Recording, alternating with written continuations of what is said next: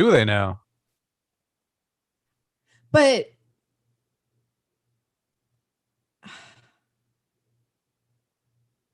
I don't know.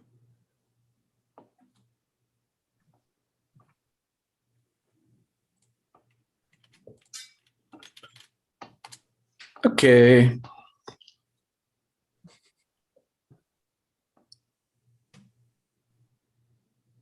Wait. Okay.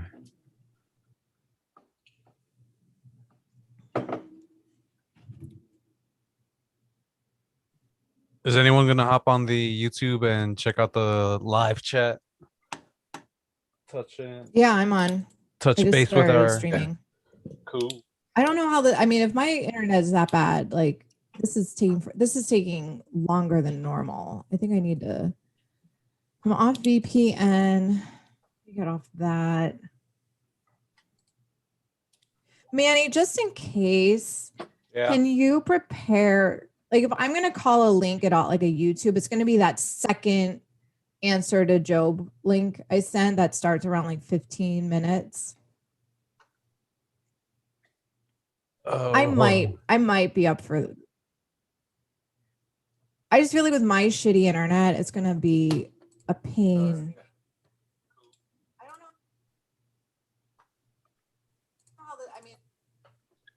I mean, is there a start and a finish, like a time window that you want on one of those videos? Like, yeah. I mean, the whole thing is only it's like 4 minutes from the end, but I want to end it even like before the end. Part 1, answer to Job, or Part 1, yeah, but it's the second link I sent. All right, hold on. The timestamp in the second link. Oh, I got it. It's at minute 15:46 or whatever. Yes. Okay, cool. Wow, you stopped at the Lion King of all things. Yeah. What? Oh, okay. Yeah, the video that she sent me, it stopped at the Lion King. I guess he's referencing that for some. Like a human being. No. Reflection. They would become. All right. You have the. Oh my God, Monkey's Uncle B ruined backhand to the chat.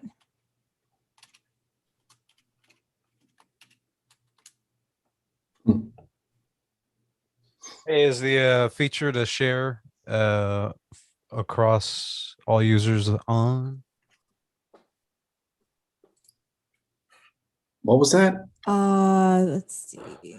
If I could share screen, if that Satan's if it's set to all users can share screen. Yes, all participants, but one at a time. Yes.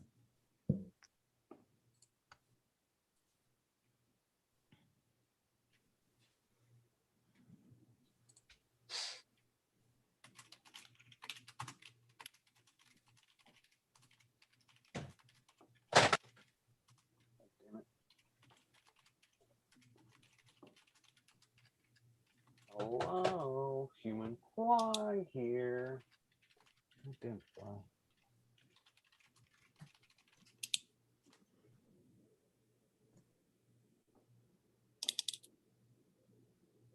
Hello. Wait, were you able to hear me right now when I said that? Oh shit! I had my. Yeah, I can hear you. I couldn't hear back. That's weird. Anyway. Shout out to everybody on YouTube. How's everyone doing? All right. This poll's for you.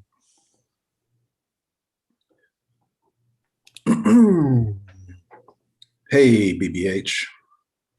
Hello, Monkey's Uncle.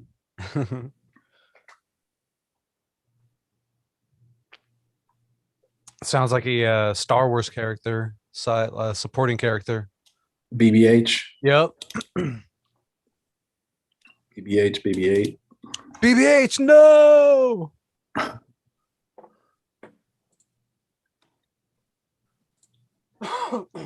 Ugh, I just clicked. What did you click? She clicked it and got I'm a just trying to ticket. That's get, what she got.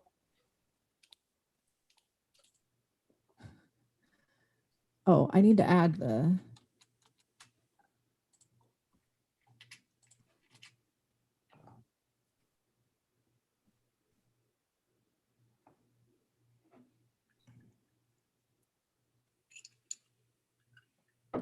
Oh shit. Just got the notification on my phone that we're live.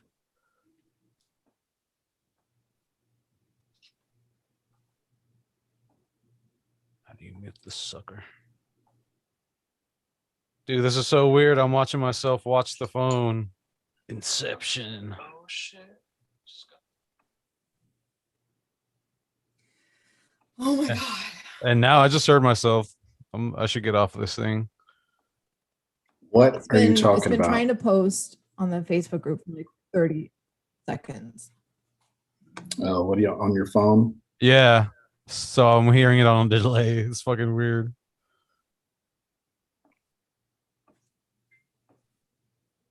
All right. I don't know how this is. This is like, I'm trying to post the link to Facebook and it's not really doing it. Like it can't even handle posting to Facebook. Shut up. Are you serious? I've had that Like happen that's before on how my fucking phone. shitty my internet. You know what? I can't complain. I can't complain because I spend $17.50 a month. I need to just get my own goddamn internet. I wonder how much was AOL dial up when it went out? You know, how much was that per month? Was it like $9.99 or was it $19.99? I mean, I wonder if you're paying more or less than AOL at its height when people paid $9.99 a month, maybe, or like $19.99 a month I don't even remember how for much dial up. Yeah, I totally forgot the rate for that shit, man. It's been so long.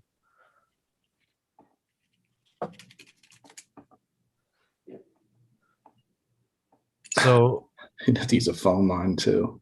You have to tie up the phone line. And as soon as someone picked up the phone, you knew immediately because there was like this semi weird, strange lag, and then off.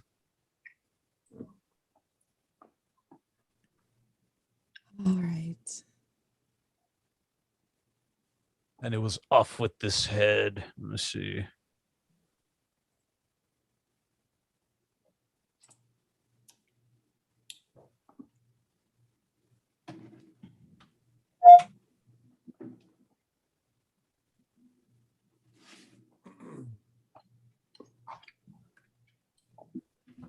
Chris, is Texas on fire right now?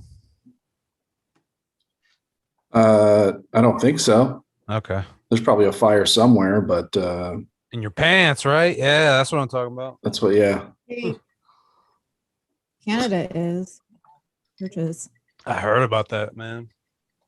I don't know if does Texas have wildfires? I don't know about that.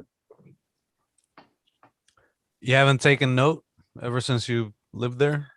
I'm just thinking, I don't remember that being a news story here. Okay. Oddly enough, I remember living when I moved to Florida in like the late 90s, there were a bunch of forest fires because there was a drought or something, a weird drought. Uh-huh. I remember that being in the news a lot, but I don't remember wildfires being in the news around here. How long did you live in Florida for? 7 years. Okay. Yeah, about 7 years. Yeah. During what point in your life? The middle. I guess Yeah. I was like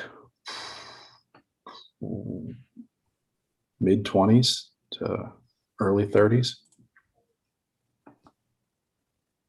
What was it like over there? I got to know because you hear a lot of weird things coming out of Florida. How was your experience? Well, I lived in like the central Florida area, maybe a half hour north of Orlando. Right. Worst thing I can say about it, which I don't know if it's just that that's you're never very far from the deep south there. Like, right. It's a lot of Disney and like a lot of, businesses, whatever. But then if you just kind of go off the highway a few miles, you're kind of in like it's very rural. So, but I do remember, I remember kind of, yeah, I remember after moving there and just like watching the local news, I remember being astounded. Yeah. Like astounded that like, what are these crimes? Like there's always just like really weird shit happening to German tourists, you know, with in rental cars. Like that was like the height of like, you know, when carjacking was like a real big deal. Really? Do you remember that? No. Was that just me or wasn't there a period? Started, guys. Yeah, wasn't there a period where carjacking was like a fucking really big deal? Yeah. Am I not imagining that, or that was just like what the news decided was going to be like big? Well, I didn't. Are you talking about Florida specific or just all over the U.S.? Because I do remember there being like cops specials where they have a bunch of bait cars and they chase the people that try to steal them. I remember I think shit that like was. that. I don't know. Maybe I'm just. Maybe there was a weird. Sorry, Jane. There was just a weird point where criminals figured out like, oh, what we can do is just go up to people at gas stations that are just finishing and they have their car running, and just like knock them out of the way and steal their car. Like there's no need to like break into cars on the street with, you know, with special tools or anything like that. Just like let the work come to them. Just carjack people when they're just like unsuspecting, you know, because then there were like stories about, you know, like getting carjacked with kids in the back. Oh shit. That's like, oh, the carjacker stopped, you know, a few hundred yards down the road. Okay. Yeah, I guess we should get started. All right. Everyone set? Yep. 3, 2, 1. Good evening, Endless Ranters. Welcome back for episode 75 of your Endless Ranters podcast. My name is Chris, but I am just one of your hosts for this evening. I'm joined by two others, the lovely and talented Jane. Hi, Jane. Hello, hello. Hello. And then the other is producer Manny. What's going down, old man? Hail Satan, everyone. How y'all doing on this hot Wednesday afternoon? Oh, is it hot out there? Yeah, it's fine. I'm just being, you know, goof. Okay, so it's not like 110 in the valley or whatever. Nope. Nah. Is it? Okay. All right. Well, yeah, it's not that bad here either. In North Texas, it's only like been in the low 90s, I think. Which for July, that's not bad. Take it. We've maintained our sanity here pretty well so far this summer, haven't we, Manny? Correct. Although I have been this is my first summer. This is my first full summer, so you can correct me if I'm wrong. Well, what did you think of our hangout last July up north when we all got together? It was pretty hot up there, if I recall.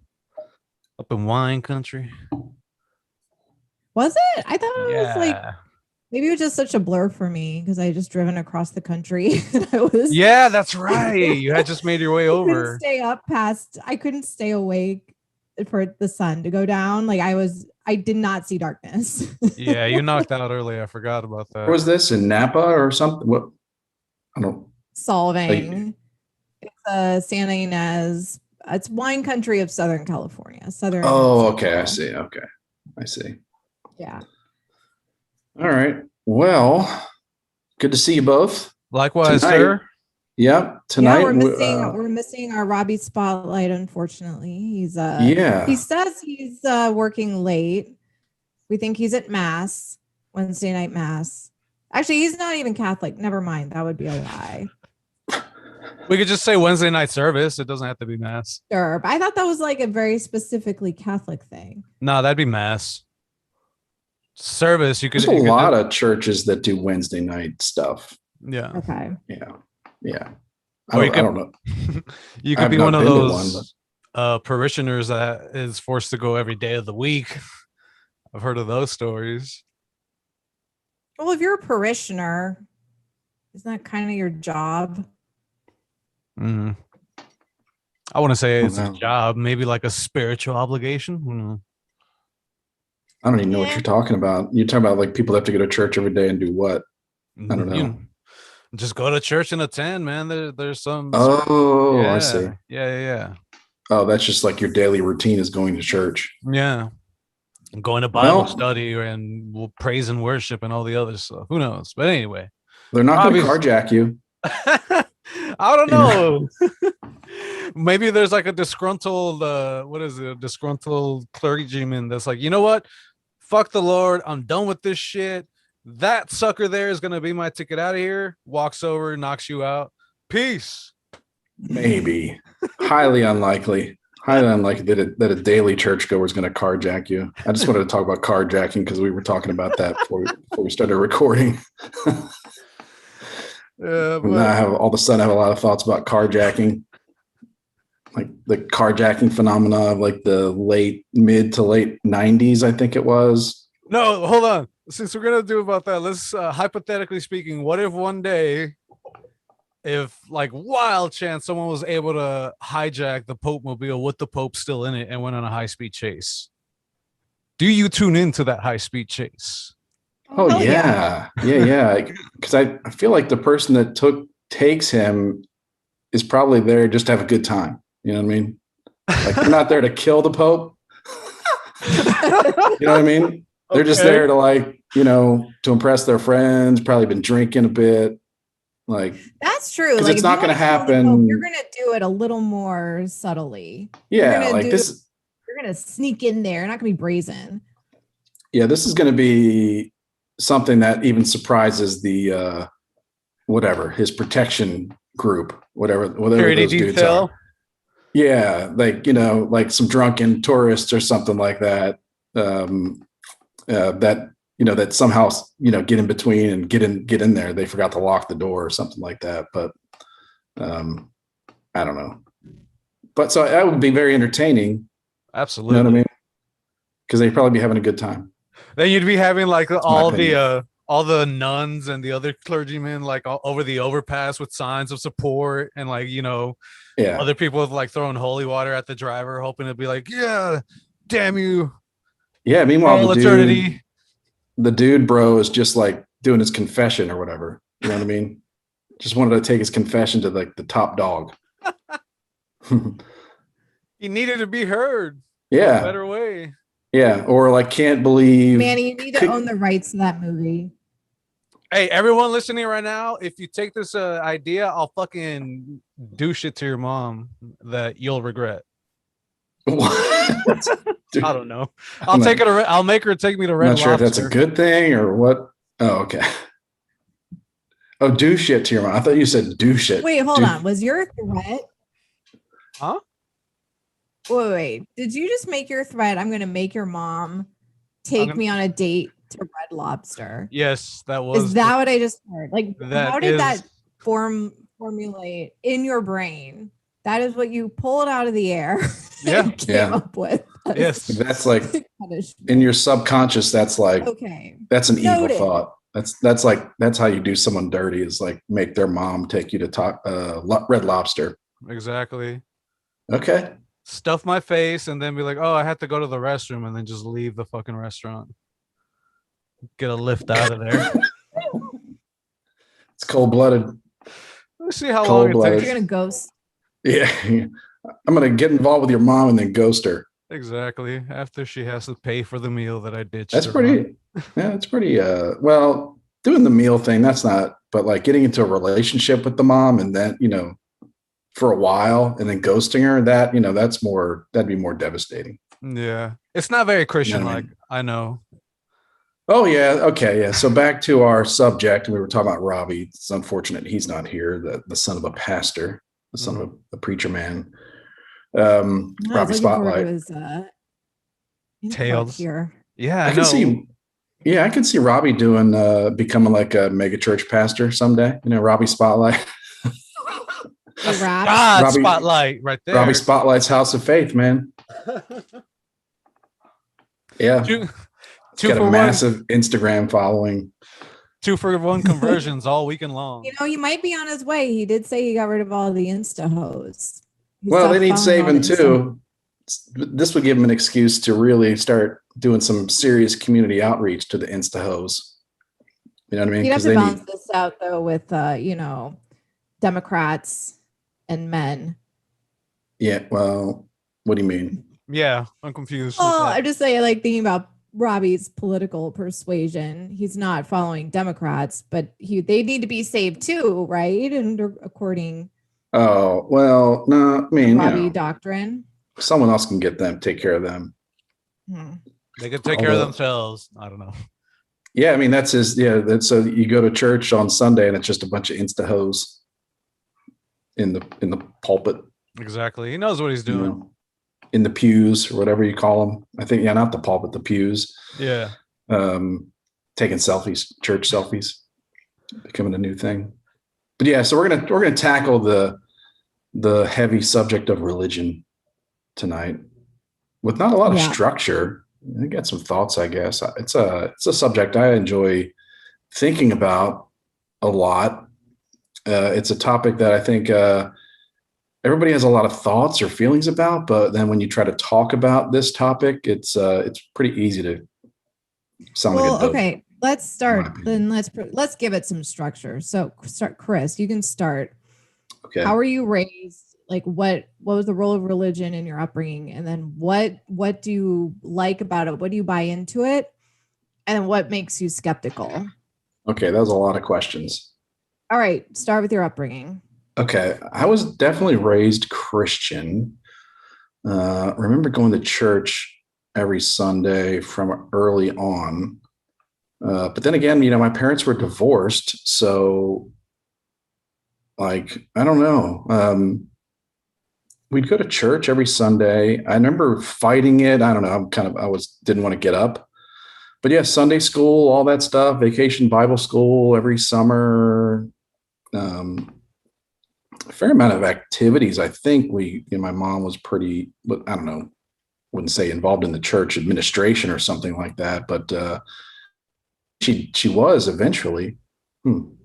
But, I think more just like take advantage of the different activities they have for kids, families, whatnot to go do, like part of the community. Yeah. Like when they have like a special pass to the, campground or something like that on a weekend or, some activity fair or whatever, take advantage of it and go and do those things. So yeah, I remember I went through, I think I went through a pretty healthy dose of the very typical American Sunday school church upbringing, I'd say. So did you feel like you were getting something out of it, or was it just, did you get something spiritual out of it, or was this just kind of going through the motions that were set in place for you?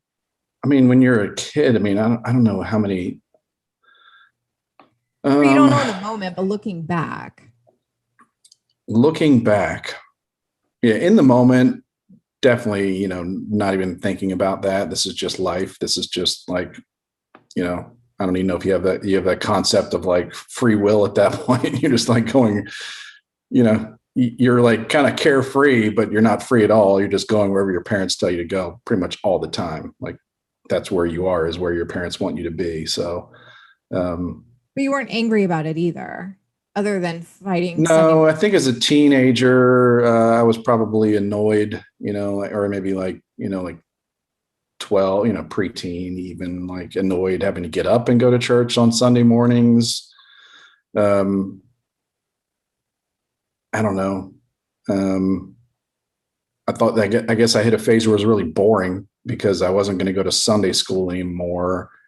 I think the whole like teen outreach in like larger churches now is probably a bigger deal, maybe, or there's more activities. I don't know, but it seemed like maybe back then there was a point where like, okay,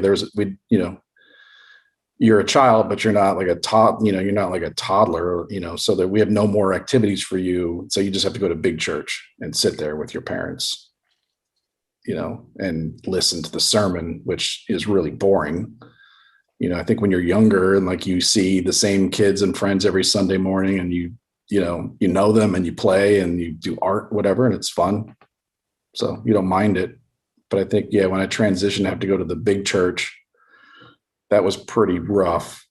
The last church I went to, I think the kids would come into the main church, but then leave after a few minutes or something. Some kids would. So Oh, I remember They didn't have to that. sit through. Yeah, They didn't have to sit through the whole like the boring part. they'd break off to their own little. Yeah, Yeah. which I can appreciate. I mean, I don't think I was wrong. I wouldn't make my kids sit through that because it's a lot of that stuff is like that kind of requires some adult experience to even for you to understand what they've been talking about. Um, you know, choices in life or whatever. I mean, I don't know. You're just kind of careening through life at that point when you're I don't know, preteen, teenager, whatever. I don't know what I'm trying to say, but yeah. So, okay. But no, looking So back, what I don't if- feel, I yeah, feel like all I right. got something out of it, some kind of structure, or I don't know. I don't think without that, I don't think I would have been like running the streets, like pickpocketing. You know what I mean? Like, Carjacking.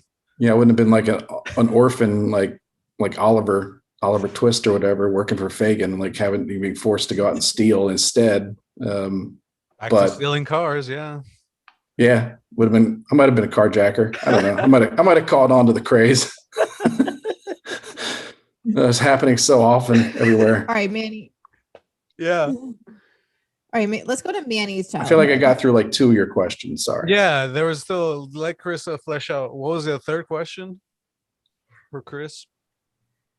Childhood. What do you like about? What did you get out of it? What do you believe in, and what are you skeptical? How much skepticism do you have, and what makes you skeptical? Is that still with me? Yep. Okay, so No, I was going to move to Manny. I was going to. No, it's all right. Okay. Continue, Chris. Yeah, continue, Chris. No, I was Okay. going to Manny do his childhood. Since we Oh, got so you want to yours, jump? yes. You want to jump around from like each question and shit. Okay, I got you. okay, and then make sure we ask you too. All right. So I was raised in a Catholic household. Mom's still practicing Catholic to this day. She goes to church. She goes to Bible study. She goes to they call them rosarios. That's when a bunch of, just churchgoers, they get together and they pray for someone Is that's that either. rosary? Yeah, pray the rosary. You like pray And the rosary? yeah. Like is there under a necklace with flowers or something? Okay. No, it's just beads. They're like those beads. Yeah. Got it. Yeah. Not the kind you stick up your butt. But anyway. Just want to note this would be the time where Rob would make some kind of Thank you joke for about clarifying that. Yeah, no problem. You're welcome. Just want to point. This is where Robbie would jump in and make a joke about Rosaria Dawson being there, something like that. Oh, if only she were, man, that would have made my fucking day. That would have been a great reason to participate more. I love Rosario Dawson. So they have like prayer groups. I'd be praying to her. Forget that. Yeah. That's kind of probably where Robbie's joke would have landed, somewhere in like the. Yeah. Yeah. So she goes to the prayer groups, prays for people that are either gravely ill or that have recently deceased. Then there's all the different religious holidays, Easter, what is it, Lent, of course the Christmas, I was gonna say Christmas, New Year's. Yeah, everything that can be tied into I'm just kidding about that. A service of some kind. They'll have she's there. Easter. Yes, Easter, always. Palm Sunday. So Good Friday. Good Friday. I mean, all of that. So also the town where she's from in Mexico, it's small, but they have like 8 or 9 churches. It's insane how many churches they have in this town, considering the population. Yeah. Yeah, there's like the main one in town square. It's fucking beautiful, and then there's the surrounding smaller ones around. So there's that. She took me to church every Sunday. Wake up early like you, and while my parents are getting ready, I'm there watching cartoons or Sunday morning programming. And of course, I'd always be devastated having to get dragged away mid-program. It's like, no, it's just getting good. It's like, sorry, we gotta go praise the Lord, son. Okay. And yes, I know. And not every Sunday, like never missed unless I was gravely ill, which was rare. So I think I have a better track record of going to church than I do to school. And then they had the Sunday school, like Chris, the kids would break off like maybe 10-15 minutes into main service, and they'd take them off into the school across the street. The church I went to, St. Andrews, they had also a their own private school, so little campuses across the street. They had us go over there. All the supplemental like religious studies was there, like Sunday school, catechism, confirmation class. uh People that went to get baptized later on in their life that didn't as a kid, they had the classes that went on there, and then they did the ceremony across the street. By 94, that's when shit went sideways for me, as y'all know. And that's also when I started going to catechism, which is like more religious studies, but that was on Mondays. I hated Mondays at that point in my life. I was not looking forward to them. It was like school, therapy, catechism. Was like, fuck it all. Then also growing up I'd see classmates of mine as well, peers, whatever, from my school at church. They'd be doing the whole thing, all the I can't even remember the service, the rundown, but they'd be going through the motions. And in my mind, I'd be like, yo, you were a complete douche this whole fucking week. Like, what's going on? So like the minute I saw that, like I started questioning everything. It's just like, okay, we're supposed to be model people, or just act in a civil fashion, be good, be kind to one another, etc. Go back to school on Monday, it's fucking anarchy on the fucking schoolyard. It totally threw me for a loop. So that's when I started also just like kind of distancing myself and all, not paying attention. Like Chris said, I was also bored through most of the services. It didn't hold my attention whatsoever. Like my mom. Yeah, I think it's hard to take it at that age when you don't see it, but you don't see a positive outcome in people. It's hard to understand it. Exactly. And it's all metaphysical. Like it's hard to just believe on a whim. It's like I couldn't do that at that age. It's like I couldn't comprehend. So it was just more questions and confusion for me than it was like guidance and a beacon for navigating this fucking crazy world. I think the churches do a bad job giving instructions to young children or young people about prayer and what they really want people to do, which is like not sit there like a good boy and just listen and clap or sing along or whatever, but use prayer as a form of meditation almost, where like this is a time where and it's okay. People get crazy during the week, whatever. And then, it's a time of the week or a time where you kind of center yourself, you right. kind of pray, whatever that means to you to pray. Right. Right. It's not like sit there and just ask for a bunch of stuff. It's maybe just a time to like, just be quiet, and kind of say, this is a time for you to be quiet and like center yourself in some way, versus like, just making everything so boring. I also went to an Episcopalian high school. So, which is like kind of Protestant, like just shy of like being Catholic as far as like, a lot of similar practices in churches and all that, but, and like the reciting things back and forth, that was the other thing too. It was like, it was like, it's so repetitive. It's like, can we get some, like, I was over it. Yeah. So I had to go, we had chapel every Friday morning, in high school, every Friday morning for like, I don't know, an hour, something like that. So I just and I was like, and I remember having those same thoughts, like, yeah, I'm like, we're going to go out and you're going to get drink tonight, whatever, and, you have a lot of bad thoughts and do all kinds of crazy shit as a kid, adolescent, whatever. And then you go to church and it's like, I remember kind of thinking the same thing, but then thinking like, well, this is just a time to like chill out and kind of, center myself. And, I don't know. Well, am I like the behavior I'm doing, like running up and down the hall, like pranks, whatever, is that a problem? Like it's a kind of a time to reflect, right.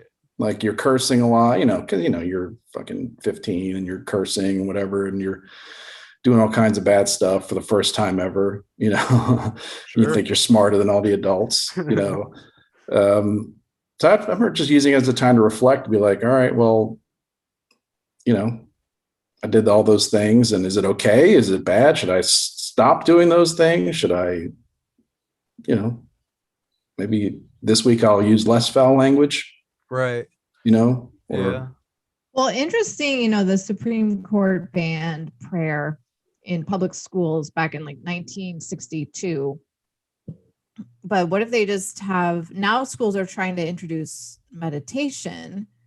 Is there really, how do you distinguish between those things in a way, or should you? Yeah, I don't. Food for thought. Yeah, I don't know. I don't think it's bad for. Is that like what would happen in Florida or something? The Governor DeSantis in Florida put that down. Something about like what? There must be a moment of silence in Florida schools or something in the morning. Oh, I don't know. This was the Supreme Court in 1962. Oh, I was talking about like you were. I know. After that, I don't you know said something about. But I thought that was kind of politically motivated. It felt like that was politically motivated, Right. But, I think my thing was just like, meditation's become more trendy these days, and schools are trying to maybe incorporate that trend, but keep it very secular.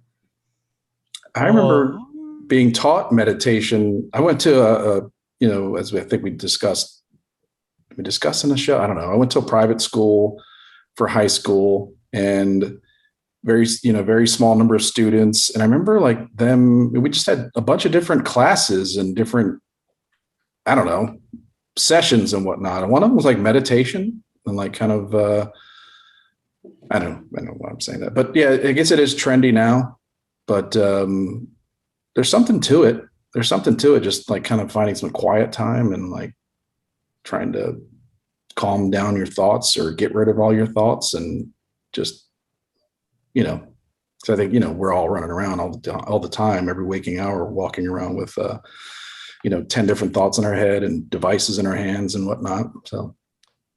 Yeah. Can't hurt. I think it's a good idea. Yeah. It can't hurt. I would, but I remember that that made me think of it. Like we would actually it wasn't like a full, like hour-long class, but we would have like a half-hour session, I don't know, with the school counselor, and we would have like meditation exercises.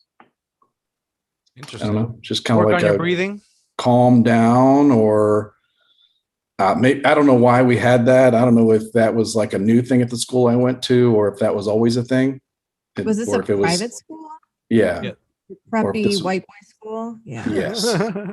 It wasn't a place where you'd think you'd have be taking meditation, but it was like, I don't know. I don't think it's a bad thing to do now for students.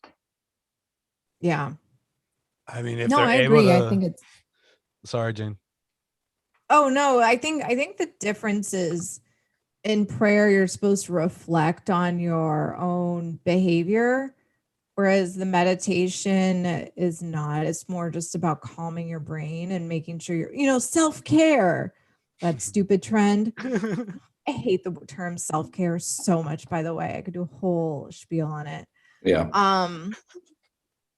And I think there's just there's been over the last, since the 60s or 50s, like a shift away from trying to instill any kind of morality in kids other than, I don't know, hate speech or.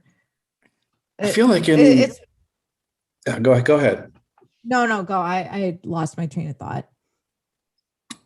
I feel like in America, we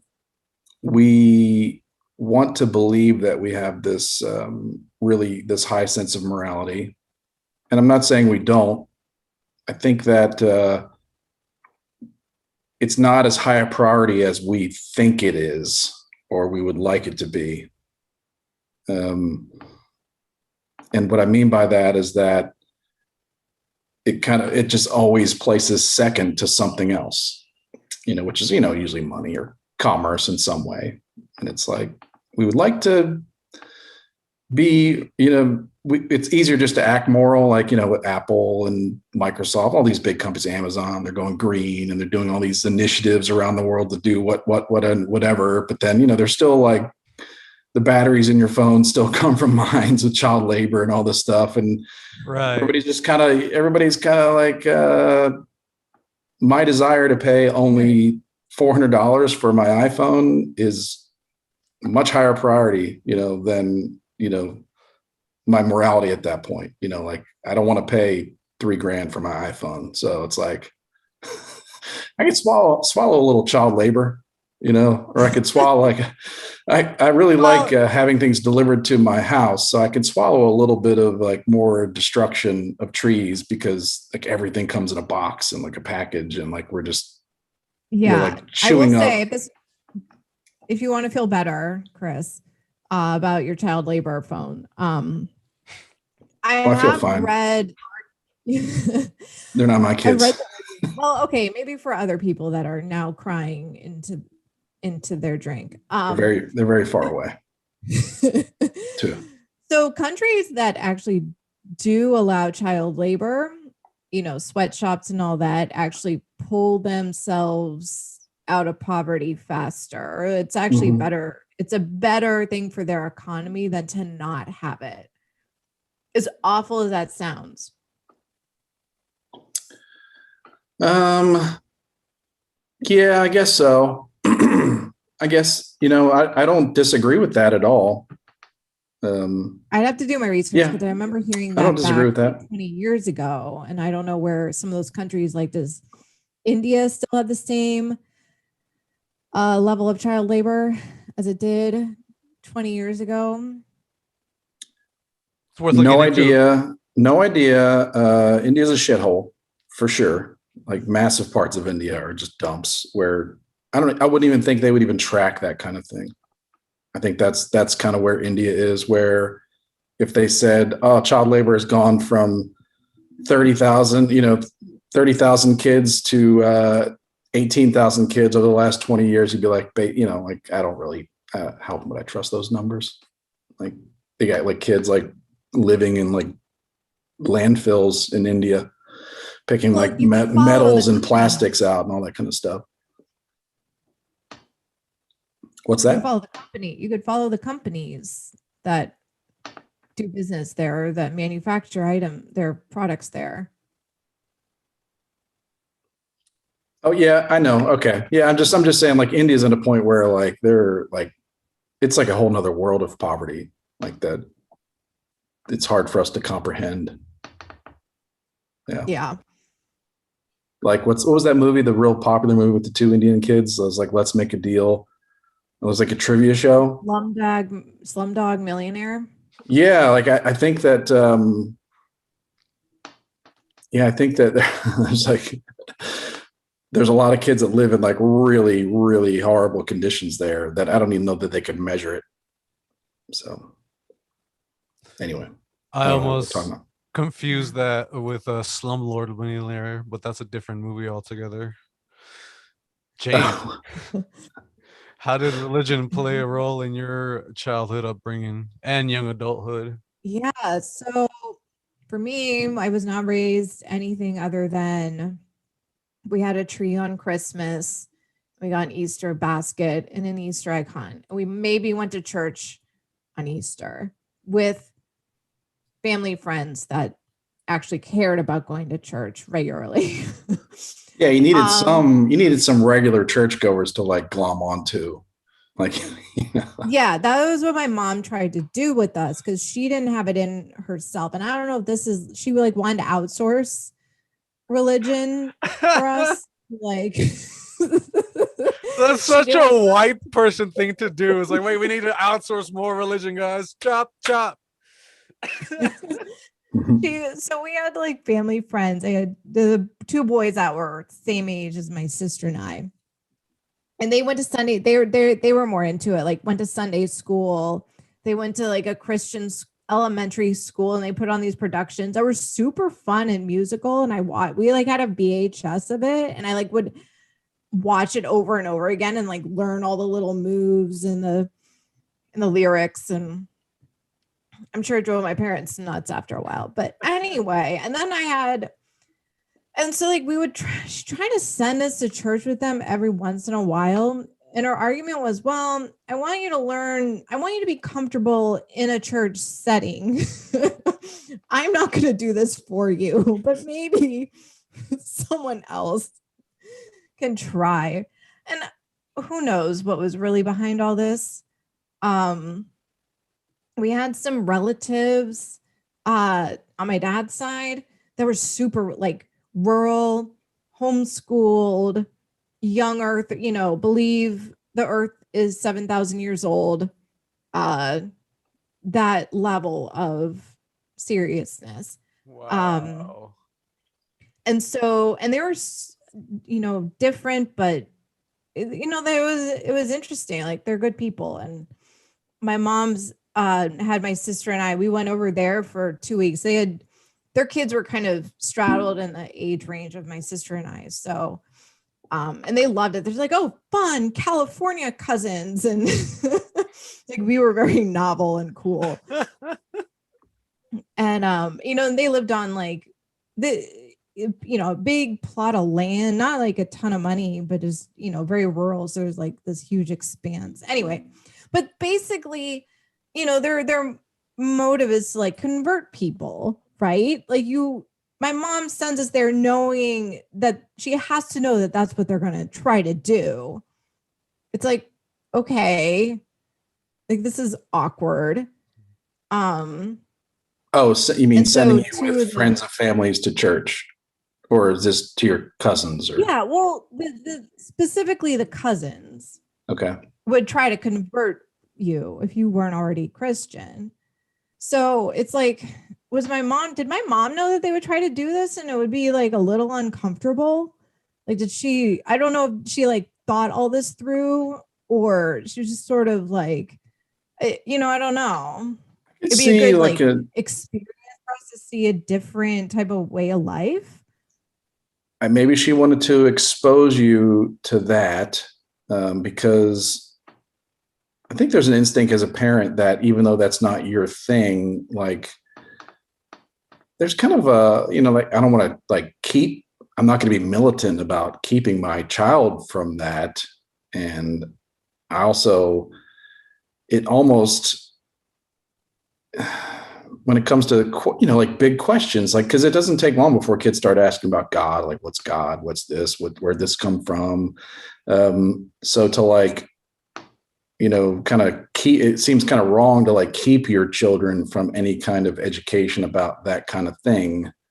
I mean, I would say you probably want to do it yourself more and not outsource it, but like, that's my thing is like, there's an instinct where you'd want to expose your kids. Why couldn't my mom just think about what her interpretation of it was, trust that was good, and then put that on us, whatever that was? Oh yeah. I don't know. She sees the benefit of it. She just didn't know how to communicate it. I'm telling you, it was outsourcing. If I'm defending her, I would say that, really, like finding a way to defend her for that, not that she needs it, would be that, sometimes you need to hear things from other people. Like your parents are telling you enough things. And that's like a big subject to where maybe you should, there's an idea that you want to let your kids kind of come onto those things a little bit more organically than for you to set them down and be like, this is, yeah, you're Adam right. And Eve, this and that. It's more like, I would have. Yeah. My ex-wife and I, we didn't go to church when we had our first child, but then we started going to church not that long after, because it was like, when he starts talking, and like asking what God is. And I think he asked me like, what's God? And then who made God? And I was like, okay, we need to start going to church. Like I was thinking like, I need to outsource this to someone that knows how to talk to children about it. But obviously stay involved, but, I don't know. I'm just kind of thinking like how I thought with kids was like, I want them to be exposed to it. I don't want to tell them exactly what I think. I want them to kind of come to some natural, I don't know, terms or relationship with this idea on their own. Yeah. I don't know. That's just me. I mean, that's always the healthiest. Like eventually, you have to show your kids some guidance. That's like the tricky balance of raising kids. Yeah. Is giving them guidance and then letting them come into their own. Yeah. And I feel like my mom was just kind of like, all right, here. She just kind of like dropped us into like some weird unstructured abyss. And it made it, I mean, I don't want to I feel bad because she did a lot right, but sometimes I feel a little like I've spent a lot of years lost. I felt about a lot of things, not just this, but less this than anything else. And or than a lot of things. And yeah, I just don't think I got that guidance. Yeah, I can't imagine, like, I guess to me, growing up in a religious household, with parents that believed in God and were Christians or whatever you want. Yeah. It seems very normal. So yeah, I can't imagine, like, I don't know. I can't imagine, like, I can't try to think about my childhood without all like the Sunday school, like the lessons and like the, like you steal stuff, you're going to burn in hell. Like, because if you really kind of condense everything down, like do these bad things and bad things will happen to you type of rules. I don't know if I can really separate that from myself. I don't know. Okay. But, or I can't imagine like growing up and not kind of having that. I don't know. Yeah, you didn't turn out to be a carjacker, It's a win. True. And I can't say that. Yeah, and I can't say that like going to Sunday school and growing up in that like there was a lot of philosophical lessons strewn about. It was more, no, this is like Bible school. This is like Bible stuff, Bible. It wasn't like it wasn't like philosophical in any way. It was very religious, very, with a capital R. The other R word. But like, what's the other R I don't word? know. Oh. What is the other R word? Yeah, religion. Oh, what's the first one? Retard. Oh, retard. Okay. Oh. Is that it? Yeah. I thought, yeah. Never mind. So what were the other two follow-up questions after your initial questions, Jane? Well, I don't even know if they're good questions, but just like, what do you get out of it? What do you think how do you think it benefits you now, and what it makes you skeptical? I don't know. I guess I'm skeptical about the ones that like get all super. They start speaking in tongues and convulsing on the floor and stuff. I was invited to a friend's church once. Her dad was a pastor or whatever you call it. It wasn't a Catholic church. It was, what was it? Oh, like a mega church? Like no, it was a small church. It was the opposite of a mega church. Baptist? Was it like? Yeah, there we go. Oh, okay. No, Pentecostal. Yes, it was the Pentecostal. Oh, yeah. They get all fired up. People.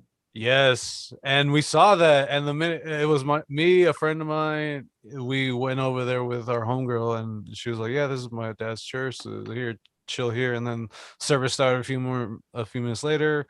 That scene happened, and we looked at each other, we just bounced. It was so weird. Manny, you've been to sex parties, and that was weird. Yeah, just because I don't know what's like. I don't know. I've had some weird experiences that aren't related to sex parties, but no, that where life I feel like was talking to me, with Great Magnet, whatever, the universe. Like there was just like the answer couldn't have been more clear, or the sign that I needed to see couldn't be more clear. The more that happened, I was like, I'm gonna pay attention when more of these things happen and just see where it takes me, and not in a negative way, because you chase after negative shit. That's all you're gonna get in return. So, and just start, focusing on productive, good endeavors, and Yeah. so it's just weird to me when I see people that start convulsing, talking in tongues, because I don't know if it's like a legit thing or they just feel like maybe the I wouldn't want to say the environment that they're in. Like I don't know if they just get overwhelmed and it's just like that's all they can do. Like they can't. I don't think it's personally, I don't think it's a legit thing. I think that if someone really, really wanted to make a case for it, it is like something about losing control of yourself or something. I don't know. I don't see that stuff as legitimate. I think it's really weird. And like, I think a lot of those kind of, let's just call them performances. Right. You know what I mean? Like, people trying to get attention and put on performances to get money from other people has been going on a long time. Whether it's a carnival or whether it's a weird dude speaking and like threatening, like holding up snakes and speaking in tongues and shit. They're a plant, is what you're saying. It's like a plant. No, I'm saying it's like, it's like a, I mean, what do you have there? You have, there's a person at the front of the church or the whatever group it is, and they're trying to get money from the people in the crowd. Right. So there's like a performance aspect of it. And sometimes that could be like, the singer, in the church choir, like getting a little bit too crazy, getting a little bit too, look at me type of thing. Or the pastor, like, I don't know, just putting on a show.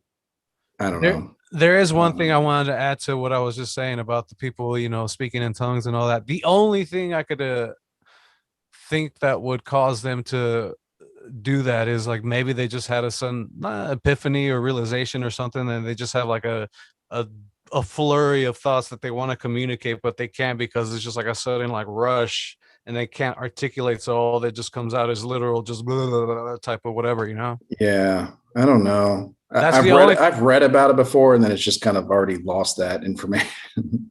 So that's the only situation where, like, the only thing that I could think that warrants that type of. Yeah. Right. Yeah. That's the moment. That's like, too weird for me. Put it that way.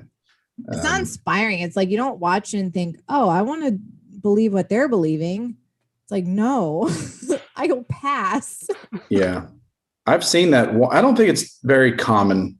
Like, I got to say, like, the average Christian in the United States has never seen anybody speaking in tongues. I've seen it once when I was a kid, when we were on vacation in like Myrtle Beach. And my parents my mom and my stepdad took us to like a local, I don't know, church that they thought was like close to what we went to back at home. And then the students started talking and, speaking in tongues and like jibber jabbering. And me and my stepbrother at the time were like, what's going on here? Like, this is incredible. This is amazing. Like, this is very entertaining. Yeah. What was it? It's like, what were you about to say? Feel really good. It's like watching people high on meth. Wow, you want to surround yourself like on that?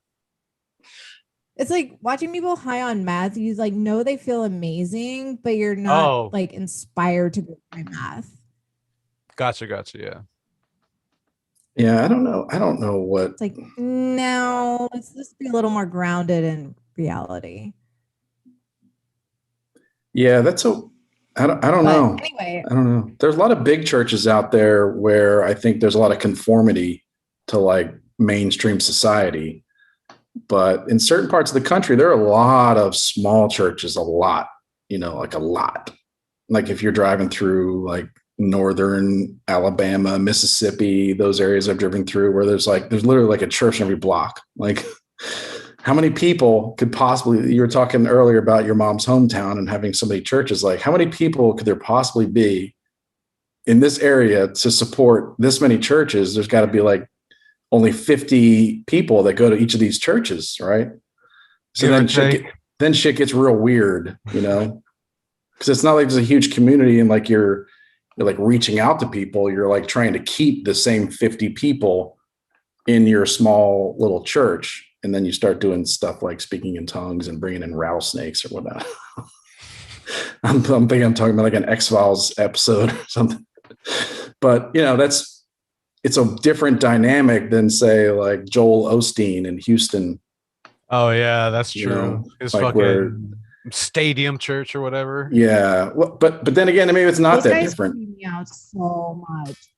Yeah. Oh, there's the guy I always forget his name, but he came out. There was a viral video during COVID. He came out and he was like cursing at COVID. He starts singing. He's like, COVID-19. Yeah, And that's he's like weird. closing his eyes. That sidekick next to him, that his entire job, this sidekick is just keep his eyes closed and like put his hand on the main guy's shoulder and just stand there and like repeat COVID-19, COVID-19. I curse you. Like I want to be the echoer.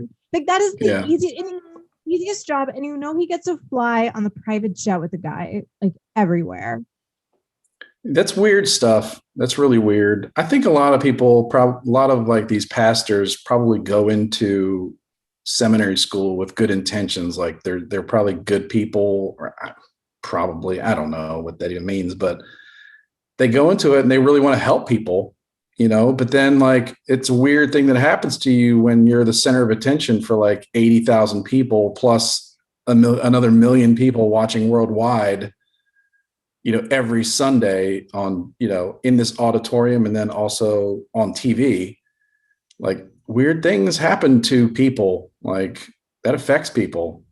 Like if you're poor and you just want to help people, that's one thing. But now you're rich. Now you've got people that just can't stop sending you money, and that watch your shows, showing up. I mean, it gets into your head. It's like endorphins. It takes a really special person to not have that affect them in some way. Gosh.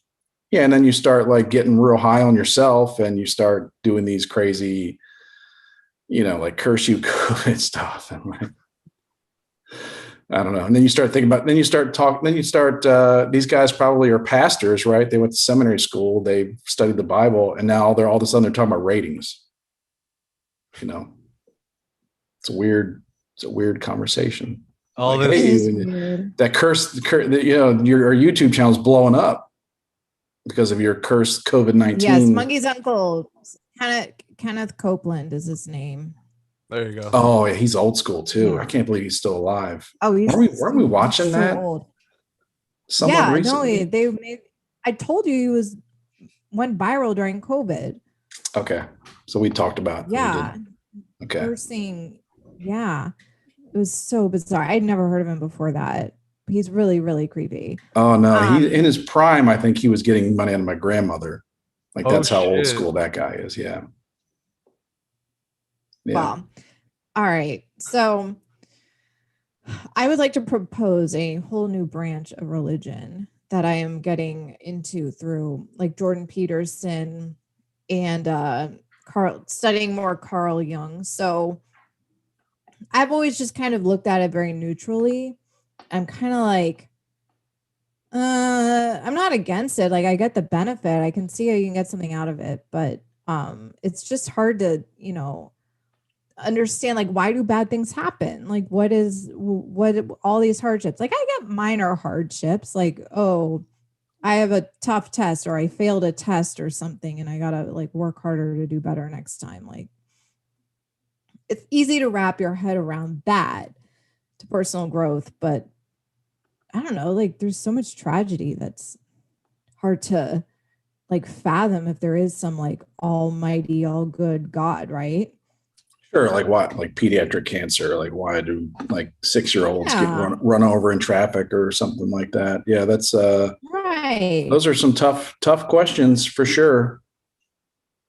Right. So I was watching this. There's this YouTube series. They're only a couple episodes in, but it's called The Answer to Job. It's a book. So Carl Jung wrote a book called The Answer to Job to explain like how God maybe is not an almighty God and all good. He's an unconscious God. And he like, isn't, see, I'm not good at reiterating right. this. Like I have, no, I think I can, because I think okay. I was just having this thought that, these questions we ask ourselves these questions in the context of, why did God, the puppet master, who apparently we think of God as this creature, this thing that can control like the quadrillion, babillion, gagillion things that are happening every second all around the universe. Like there's God is like got his a finger on every one of those things. And like, this 6-year-old got hit by a car. Why wasn't God the puppet master there at that moment? It's like we just have this idea that that's what God is, like a puppet master. And I think you're getting to this. That's Jung is arguing that he's not. He's an unconscious God, which is like it's a force. There's a power, but we personify it. I think I don't know. We personify this idea of God as if it must be a human, and then therefore it must be a human with that has just like billions of arms and fingers and can like touch all these things. And that's why I said puppet master, because you're standing above. And it's like, we really need to get rid of that idea that God is anywhere, God or the concept of God is anywhere close to being like a human form. like having these things. Like even in that video you shared, they're talking about God is mortal or God is immortal. Even saying that God is immortal is kind of like making him human-like, but superhuman. A human that's immortal. It's like, no, it's like we can't. I guess immortal in the sense that never dying, never ending is one thing, but I guess I'm thinking of immortal like human, like you die. So it's hard to like, I don't know what I'm saying. It's hard to think about God or the concept of God without trying to make God like us in some way, or like, and maybe God is just this force. Right. I think that's where people get tripped up. And right. Yeah. So so this book that Jung wrote is it revolves around the story of Job, which is basically he was like the perfect man. He was very pious. He like was super faithful to God. He was very wealthy. He had a huge family. He was well loved.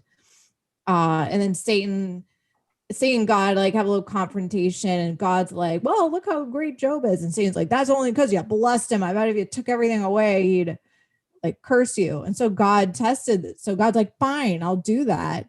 And just, punishes Job and kills his family, takes away his wealth, basically just destroys his life without killing him.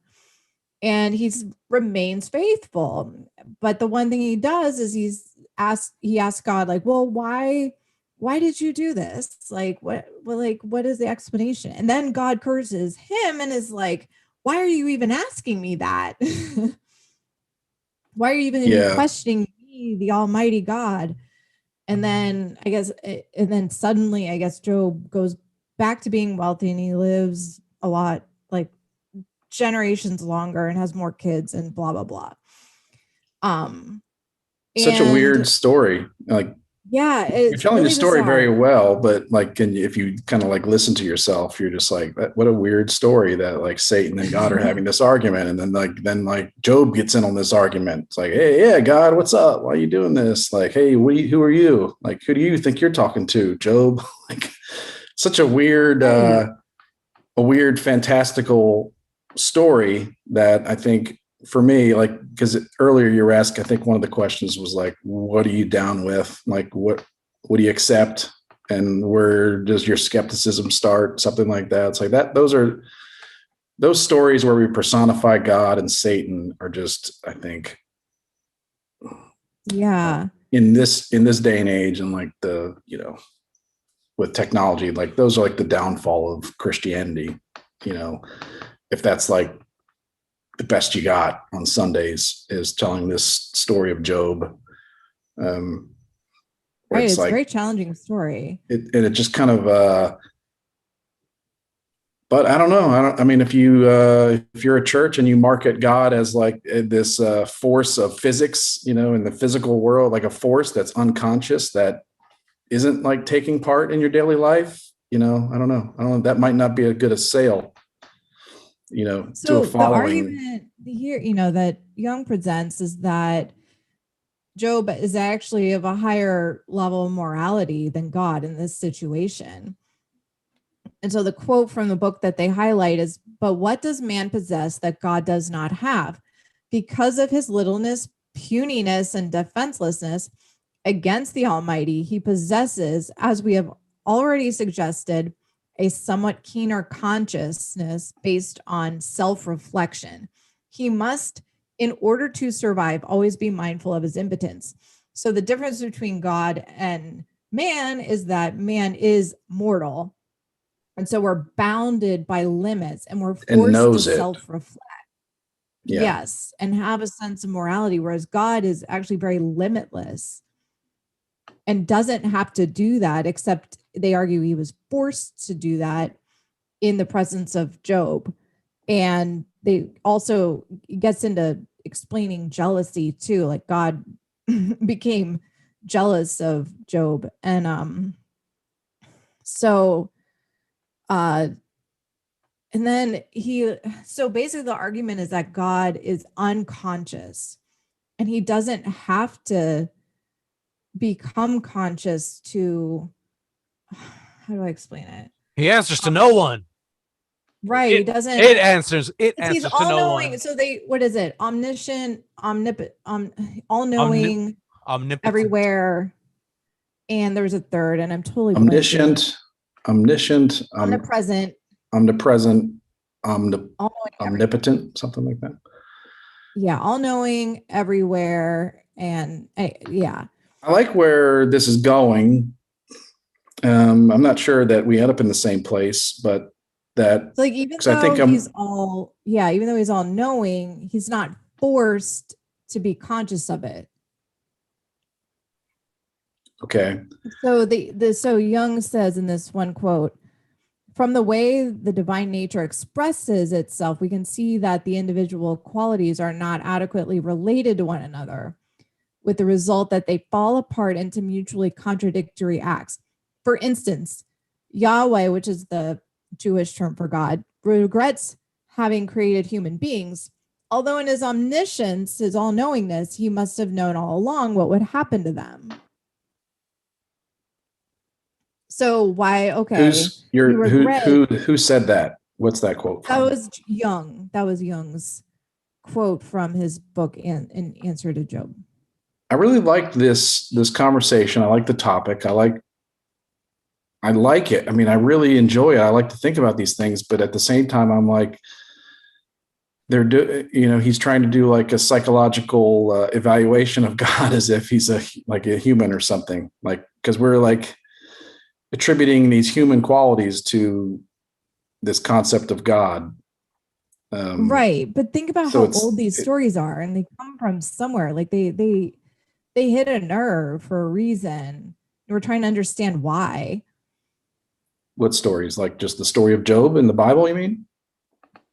Yeah. Yeah. Well, they're pretty old. In the context of like, but why are they still around? Because religion kept it around. Well, it's a compelling story, right? It's a compelling story, and I was going to say, whether there's organized religion or not, I think that it's in human DNA to like search for something like that, right? So if we wiped out, like if we just did the Men in Black flashy thing to everybody in the world and like deleted all memories of religion, like we would start trying to figure out a new religion tomorrow morning. We'd be starting to try to figure out these things. So, right. So Jung's thing is that we possess humans possess an unconscious that's collective. Basically, right. Well, it's ingrained in our DNA, and think about the instinct of breastfeeding, for instance. But I'm getting into like in the search for religion, God, this meaning, origin, whatever.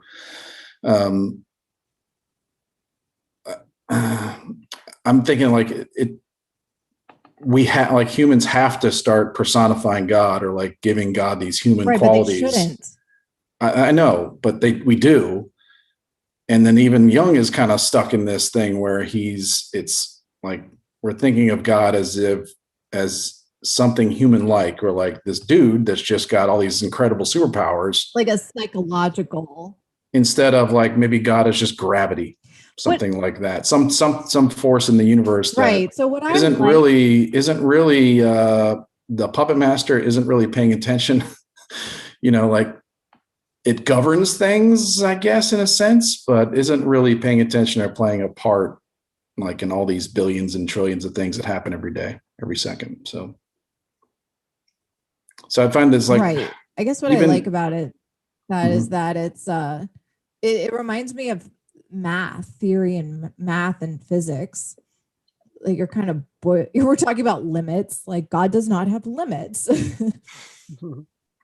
So there are different rules applied when that's the case.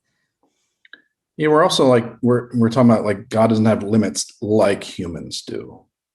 So again, we're like bringing it back to, well, yeah, of course, like stop trying to compare some humans to something that exists in the universe like gravity. Like humans aren't anything like gravity, and gravity isn't anything like humans. But in our quest, I guess, to figure these things out, like again, religion, God, there's just the meaning, where we go when we die. Like we have to use these terms. Like it's, but maybe we move past it somehow. I don't know. Maybe we move past it to where we stop talking about stories like Job or Noah's Ark and these types of things, and get into more of I don't know, more of the end of this story, which is like God is not this active dude with superpowers that's like, playing chess with all of us. He's or if he is, he's asleep. This is just, he's unconscious, and he's not really taking an active part in all these things all the time. Right. Like, so when we end up at that the rest point, of the stories don't have meaning, or that they have a lot of meaning for sure. No, I'm not saying they don't have meaning. I'm just saying, like, I guess it's just a big theme for me is like we get very tripped up in like the flowery rhetoric for preachers and like personifying the concept of God. Like an old dude with white hair that talks, speaks every language, like a deep male voice. Yeah. James Earl Jones style.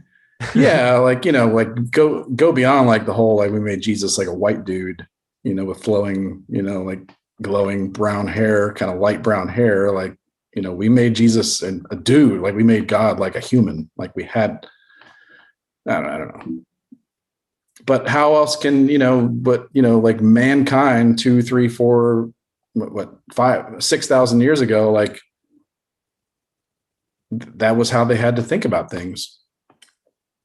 Yeah. Like they really couldn't conceive of whatever science causes lightning. Like that was impossible. Right. They had to, yeah, like for that, for like, yeah, for man to like live and sleep at night, we had to like try to figure this shit out. Like, it's like, okay, well, let's just say that there's a guy named Zeus up there, and he controls these lightning bolts, and he throws them around when he gets pissed. It's like, okay, I can deal with that. Like, I can sleep at night. I can sleep at night with that. Like, I can't sleep at night if these big white bolts coming out of the sky are just totally random, and give me some explanation, even if it's terrible. I don't know what I'm saying. Jane, do you still want me to do the screen share? Or do you think we covered? Yeah, actually, like just throw it up there. The one, it's not that long. You're going to stop it at like 18 and a half minutes. Here we go. Become conscious of that which they lack.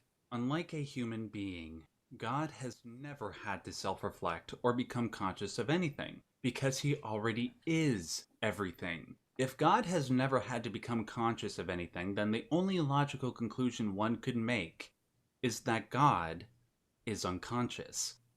Not only that, he acts unconsciously.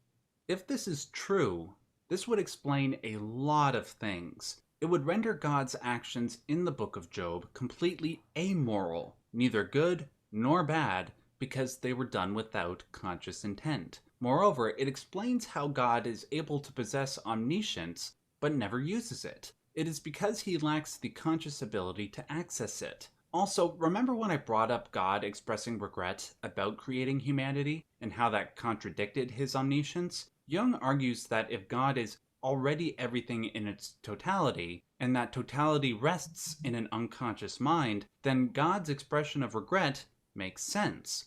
Quote, "From the way the divine nature expresses itself, we can see that individual qualities are not adequately related to one another, with the result that they fall apart into mutually contradictory acts. For instance, Yahweh regrets having created human beings, although in his omniscience, he must have known all along what would happen to them.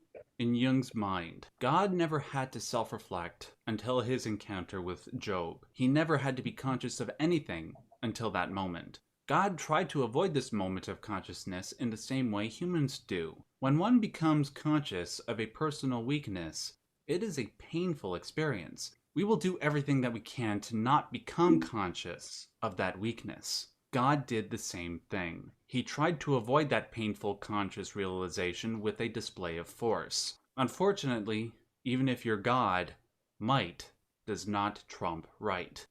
The idea of an unconscious God who is everything in its totality presents terrifying implications, especially for the Christian religion. Just like other Christians, I was brought up to believe that the Christian God was, to use a Latin phrase, the summum bonum, that God was the sum of everything that was good and nothing that was evil. If God is the universe in its totality and is an unconscious God, that would render him an antinomy, a totality of inner opposites. Neither good nor evil, God would unconsciously be both. There are many arguments that Jung makes in favor of this new conceptualization of God. In the next video, I will focus on the psychological arguments made in favor of God. That's enough. I learned tonight, antinomy. And that is what I would like to call gray Christianity, which is ironically like 50 Shades of Grey. What do you mean? What's gray Christianity? Well, or like dark. You know, there's like intellectual dark web. Mm-hmm. Okay, so now I think this version of it is like dark Christianity, but then I wanted it to be gray because it's really dark and light. I got and then, you. You know, 50 Shades of Grey, the main guy was Christian Grey. Okay. Oh, wow. You just had to get it in there, didn't you? Your love for 50 Shades. I've never read it. No, I just know that was his name. And then I put it all together and I was like, okay, there has to be something there, right? I don't know. I wouldn't look that too deep into something that's that tied I know. into pop culture and whatnot. I really enjoy these videos because they're very thought-provoking. I don't know. I don't know where they're going. Like, I don't know what the point is. So I think I do because I've watched a lot of it. Yeah. He's sort of he was raised. Because that's like a very small part of a very big argument or right. thing that he's trying to talk about. Yeah. And he did that whole series on the book Ion. And he was raised Christian. He talks about this in some of his videos, and now he's grappling with his belief system, and I think he's trying to like find his way back in a way. Jung seemed to be taking on a very bold challenge to explain God. I really like almost scientifically and psychologically explain God, which I don't know. There's part of me that is very suspicious of that. When are you not suspicious? Let's be honest. I guess never. You always say that, so it's sort of like, all right, of course. Well, I mean,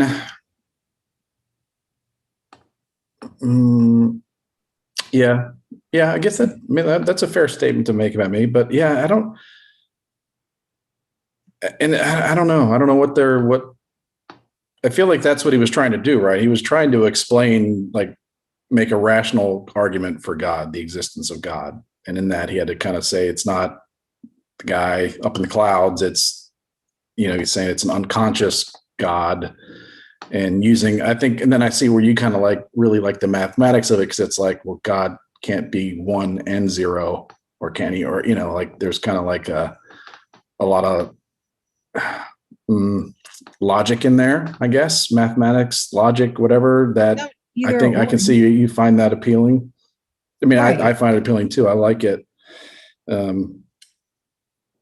guess I'm kind of thrown a little bit because they're still talking about God and with all these human terms of like limits and he, and which I know we just say he, but it's just it's genderless. Remember that.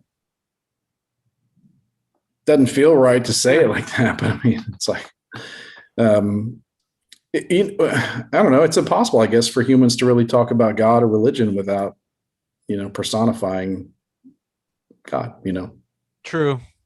And I keep saying that, but it's like, that's where I get hung up a lot, where, that the concept of God might be very different from what we've, what we think, or what many people think. All right, let's get to the news. That's enough. Great segue. I know. Sometimes I'm like, all right, I'm ready. All right. Good news. Good news. A Chinese couple was reunited with their son 24 years after he was abducted from them as a toddler. And this is the reason that this is actually like a common thing in China. Was it a carjacking? So abductions. No, you're just stolen in front of their place, like outside. Didn't catch on there, man. Yeah. So this boy taken by a couple and sold to another couple, and apparently this is actually a pretty common happening in China, and that got aggravated by the one child restrictions, because then boys were wanted for couples who wanted a son to look after them in old age, and girls were sold to go to parents who wanted a servant or a bride for an only son, which is like, okay, how do you choose whether they're servant or bride? You just like, oh, is she cute enough to be a bride? If she's not, that's how the world servant. Works. Yes, that's exactly how it works. How hot is this chick? I thought that was a little odd.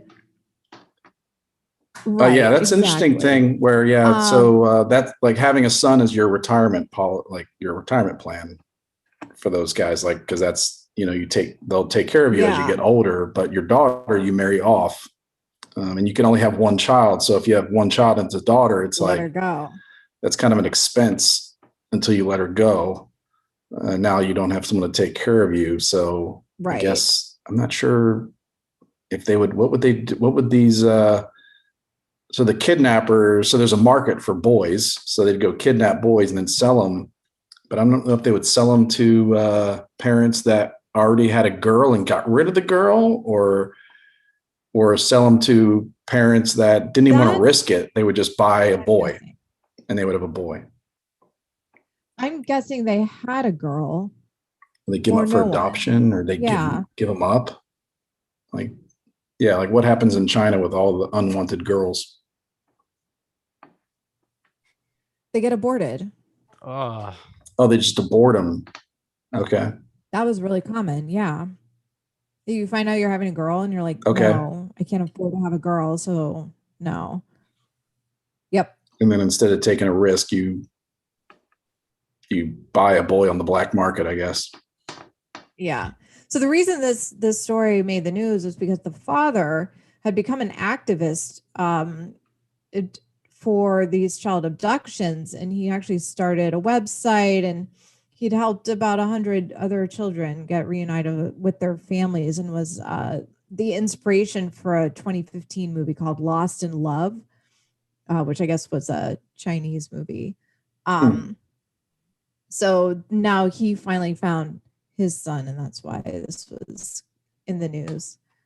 It's very good news. is very analog, I guess, the way they solve this, because what they just go through, they would just look through thousands of pictures of people. Like they would just go through thousands of pictures of people that, and then compare it to like what they thought that your son would look like, 20 years in the future. Right. And they just, and then they pick out the people that they looked alike, and they would get their DNA tested. That's how he found this son. That's how this father and his mother found the son. I mean, I can't imagine like that's like the devastation of losing a kid like that, and like the elation of getting back. I know, like, and they don't. So they've caught the couple that kidnapped him, but they didn't say anything about the couple that they sold him to. So there are people who are saying like, we need to punish the couples that buy the children too. Yeah, like, did they know about it? Did they know that the kid was kidnapped, or did the kidnappers known? They pose as like an official group. I mean, I don't know. An adoption agent. Oh yeah, maybe there's that route too. I don't know. That shit happens here. Right. I don't think it happens as often now, but there was a movie called The Deep Blue or something that was about that. It was about like some family, their son was kidnapped, and then the people that kidnapped him, they, basically it was like a phony adoption or something. So the parents thought they were adopting a boy, who was orphaned or whatever, that they were going through a legitimate agency.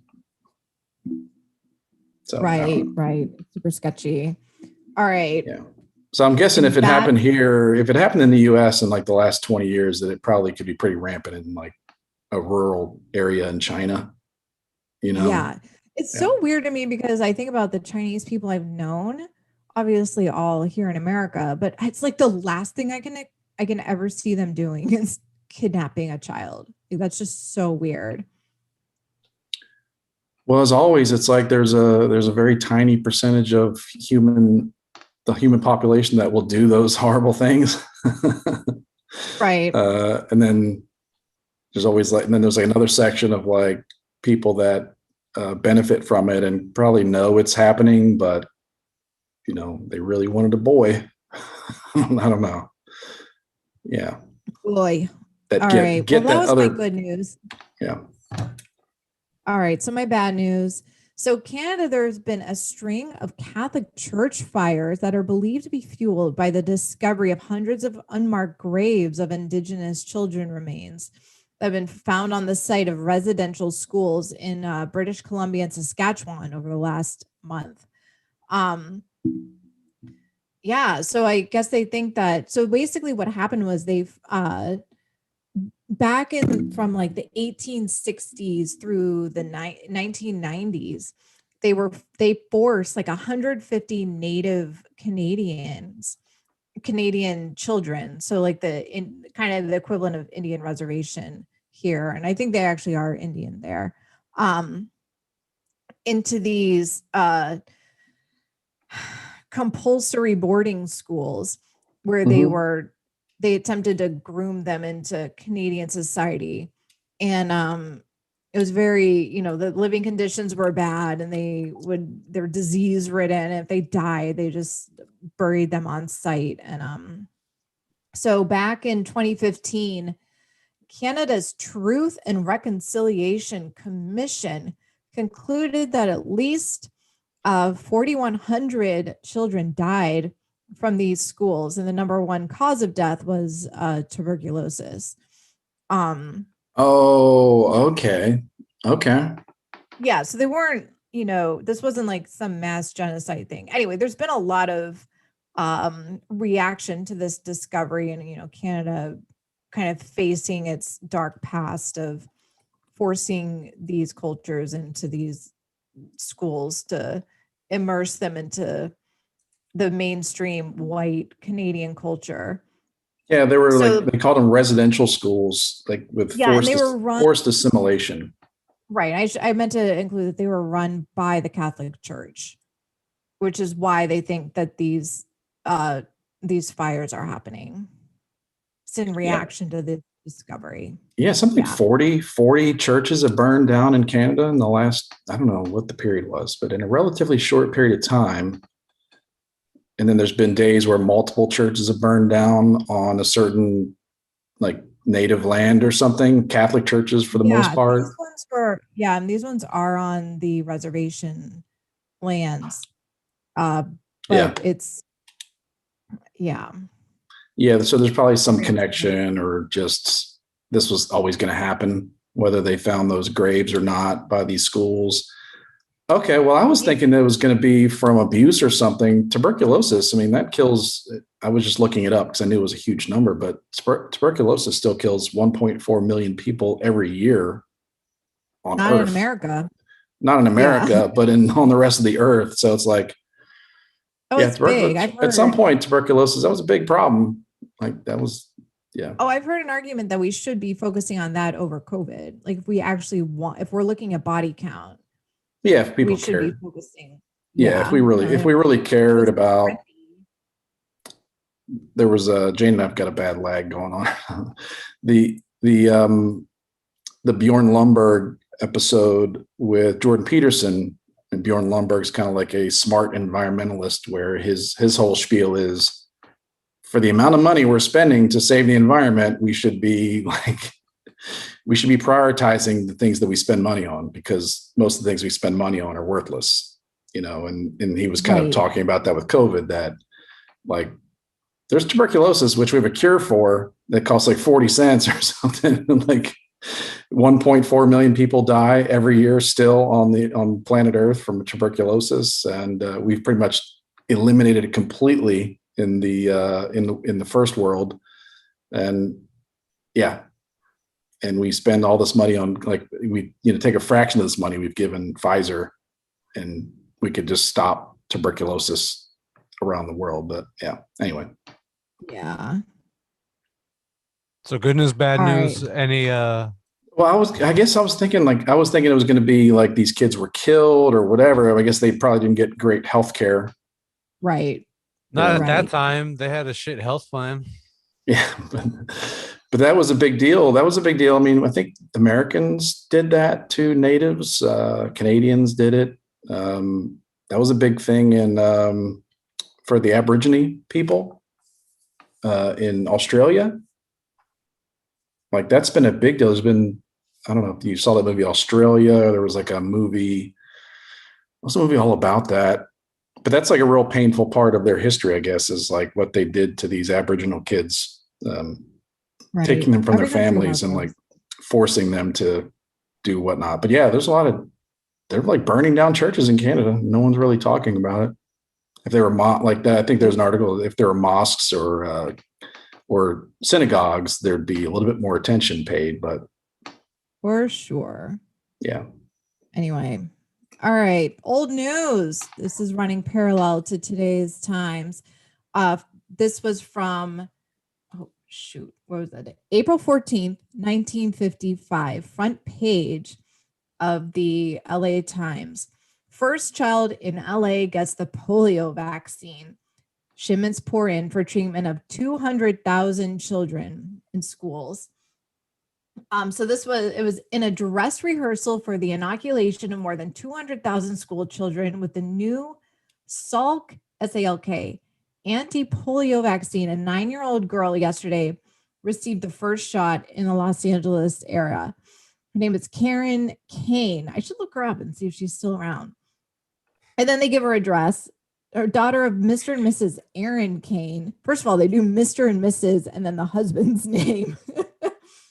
Of 9608 Bartley Avenue in Whittier.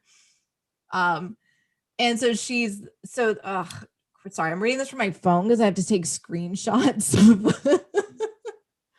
Why haven't you gotten the loop yet? The loop? Yeah, for the magnifying glass. I'm sorry. Oh, well, I don't want to hold the book here. I'd rather, Oh, I gotcha. It's readable. I'm just like trying to swipe through Okay, so the girl's father was a warehouse superintendent for the drug firm that made arrangements for the rehearsal inoculation. So she had some little like connection. Anyway, so they say Karen cried briefly in anticipation of pain before Dr. Shipper injected her in the right arm, but she quickly smiled in pride when the simple operation had been accomplished. I don't know. I feel like, we look at all the people bragging or being like, look at me and my vaccine. And I always thought, oh, that's like so new. And no one used to do that. But now they did do that kind of back in the day.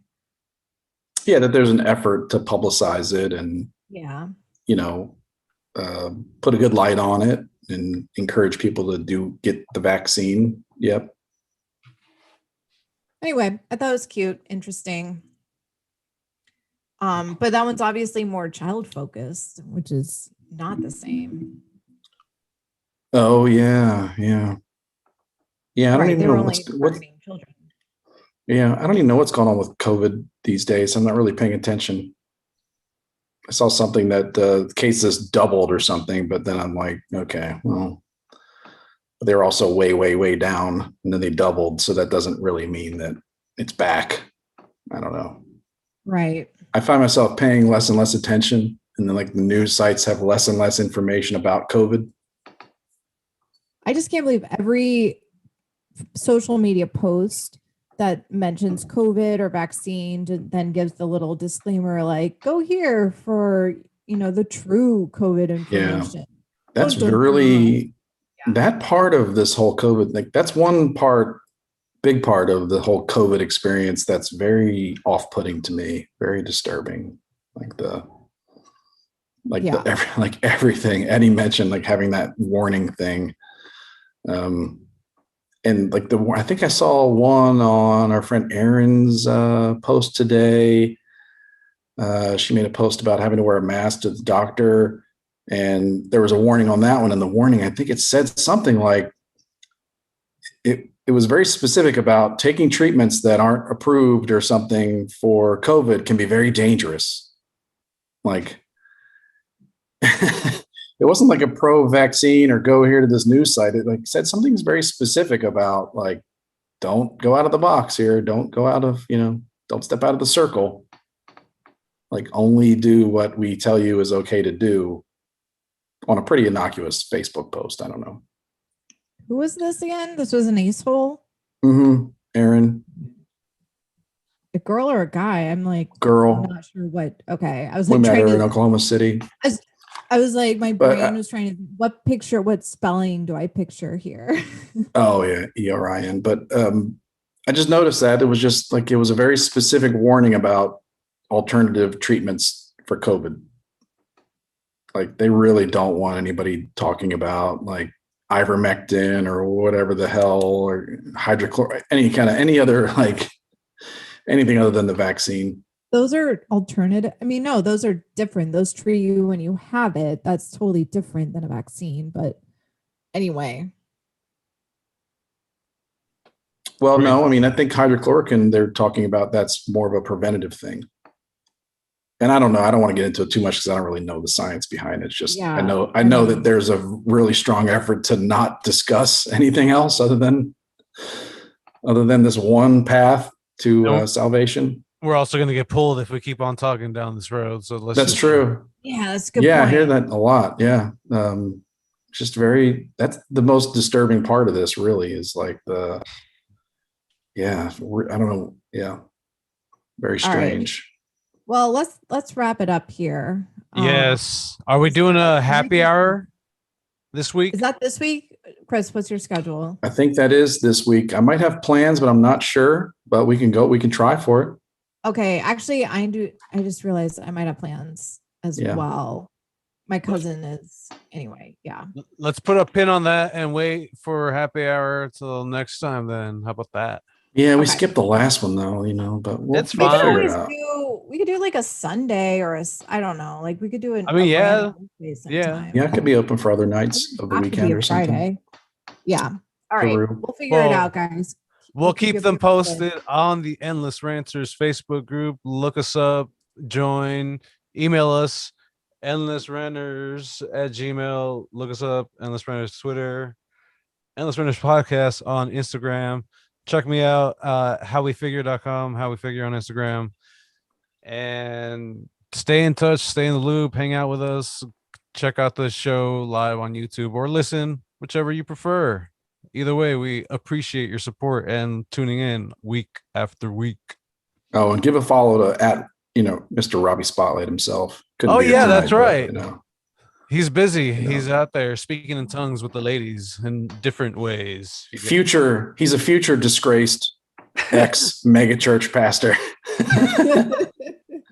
He's going to get stinking rich, have a private jet, and then he's going to just, have a horrible fall from grace. But hey, speaking of which, he'll have a fun time doing it, though. That gave me an interesting idea for a documentary, if there even is such a thing, like follow the entourage of all the mega pastors that, the mega church pastors, and see what their life is like, tagging along on this adventure. Yeah, there needs to be like an E channel. Is it E still a channel? E or Bravo? They are. They're the same thing now? Probably. Okay. Yeah, there needs to be one where they follow around Kenneth Copeland's posse. On the next episode of God's Posse. That's right. All right. Well, it's been fun. Hopefully all enjoyed it. We didn't come off sounding like total doofuses on this subject. It's always something that's interesting to talk about and, have endless thoughts on. So we appreciate all the support. How's everybody in the YouTube crowd? Monkey's uncle, thanks a lot. Bruin Backhand. Monkey's uncle told us that Jesus was Middle Eastern. There you go. Towelhead, damn it. Jesus was from Stockholm. I'll have you know.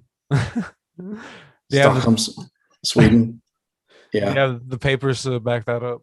He drove a Saab. No. Yeah, I guess he was.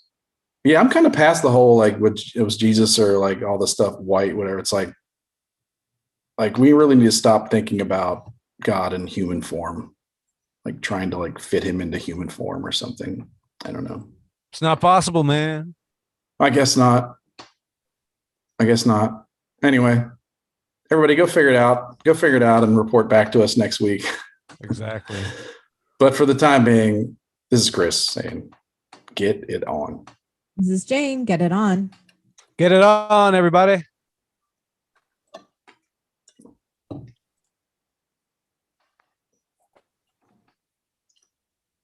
All right. Well done, everybody. Monkey's uncle's Mormon? I don't know. Maybe. Is he really a Mormon? I find that hard to believe. How many Corolla Mormon fans are there? Hey, Monkey's uncle recorded a voice memo on your phone and email it to us at Endless Ranchers. I want to play it over and see, tell us what it was like growing up. Yeah, I want to see a picture of your wives. Only the hot ones, though. Let's see. Okay. Oh yeah, feeling the Holy Spirit. Yeah, the whole speaking of tongues thing, that's weird. That's just look at me and put more money in the basket. Right. I've always seen it that way. That's just they're becoming carnival barkers or showmen.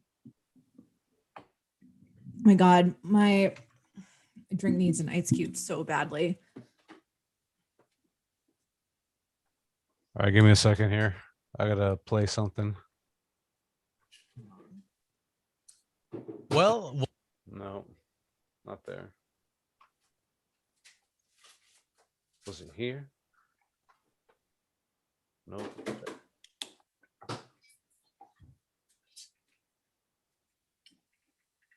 It's around here. You know what could be fun? What? Is having the happy hour after we record. Be like, hey, tune in, and then, hey, come hang out. Open up the Zoom for more people. Hey, that is an idea. We could do a Friday night recording and just get shitty. We could. Get really drunk and just have a shit go show. right into and just go right into a no serious religion talk. Zoom party. I'm down for that. All right. Yeah. I can't. Oh, I'm going up. I can't do next weekend. I don't know. Also, fucking football season, tackle football season is about to start. And I got an email from the coach saying they're going to be practicing Monday, Wednesdays, and Friday nights. And then games are Saturday mornings. So 9-year-old tackle football is going to be consuming 4 days a week. Man. Consuming 4 days a week, huh? 3 nights of practice from 6 to 8. And then Holy games. shit. Yeah. But I don't know. Boy. Yeah, it's like that sounds like like a lot, fun, so. man. Yeah, I mean, I guess football, it takes a lot of practice. All right, Brew and Backhand and Monkey's Uncle, would you guys join for a happy hour after we record? We set that up? Yeah, who's down? Or let's set up a poll. They'd have to talk. Yeah. I guess they don't have to talk. They would just sit there and listen. Well, I know, but they're going to have to, I guess they could just come on audio if they don't want to show their face. I'm just, they seem their anonymity seems very important to them. What are they hiding? I want to know who people are. Nah, you should respect their privacy. No, what Jane said. Right? Oh. Our hangout last July. I'm pretty much like, I have to get new internet. This is crap. And this is the right time to do it because the other house, the girl who lives in the other guest house moved out. So whatever she had is now an option for me. Cool. Like there aren't a lot of internet options. Like I can't, because you can't have 2 accounts under the same address. That's some bullshit. Well, what if you asked them if they could like improve up the speed and then you could just pay whatever the difference is? They're so technologically like not advanced. It would seem like a foreign concept to them. Like what? I don't know. I could try. All right. Well, I need to do something because I feel like it's just getting too frustrating. Good evening, Endless Ranters. Welcome back for episode 75. Cool. Just checking to see everything sounds all right. We're just gonna sit here and re-listen to the episode. That's what we do. No, I'm just Oh, I should have given a shout out to this guy who does the series that we showed the clip from. His name's Max Darrett, and his stuff is really good. I don't know. He's kind of weird. He's like autistic. Uh-huh. And he talks about that, and this is sort of like his outlet in a weird way. Hey, whatever helps him. I say it's fine. We have our outlet. His is what? The God outlet. That's what you could call it.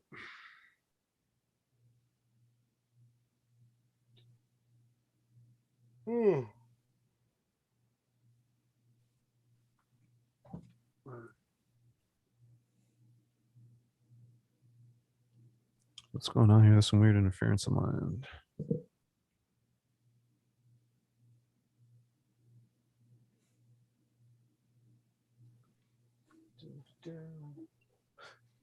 What do you got going on this weekend, Jane? So my cousin is apparently in town, so I might hang out with her on Friday before she catches her red-eye flight. It's not sure, like she's way up in like Acton, essentially, or Pear Blossom. Have you ever even heard of this? I was like, never heard of either of these places. So basically, she'll have to drive through like Santa Clarita down the 405. Okay. To get to the airport on Friday. And so I'm like, well, what time's your flight? She said 9. Well, she's going with her sister, and her sister's at 9:30. So I'm like, AM, okay, PM, well, AM, PM, right? Yeah. PM, red eye. Red eye. Sorry. Yeah. I'm stoned. So I'm like, all right, do I have her meet me here in the afternoon? So then she springs on me. Oh, we want to like return the car by 5. Do you want to meet us down there? And I'm like, oh my God, I don't know if I want to get to the LAX area at 5 p.m. on a Friday. Absolutely not. Fuck that. I'm like, Oh my God. So do I be like, do you want to meet down there a little bit earlier than 5, like maybe 3:30, or do you want to just stop by here somewhere near the 405 101 interchange I think in that'd the be better. afternoon? That'd be better. I don't know why she needs to be there at 5 unless like they're going to get charged an extra day. To return the car in time? That's what I'm assuming is the 5 o'clock deadline. Well, I mean, if that's the case, why not just hang out like around noon or 1? Well, I'm still kind of working then. Are you really? I should be. Let me see what my schedule looks like. I think I might have.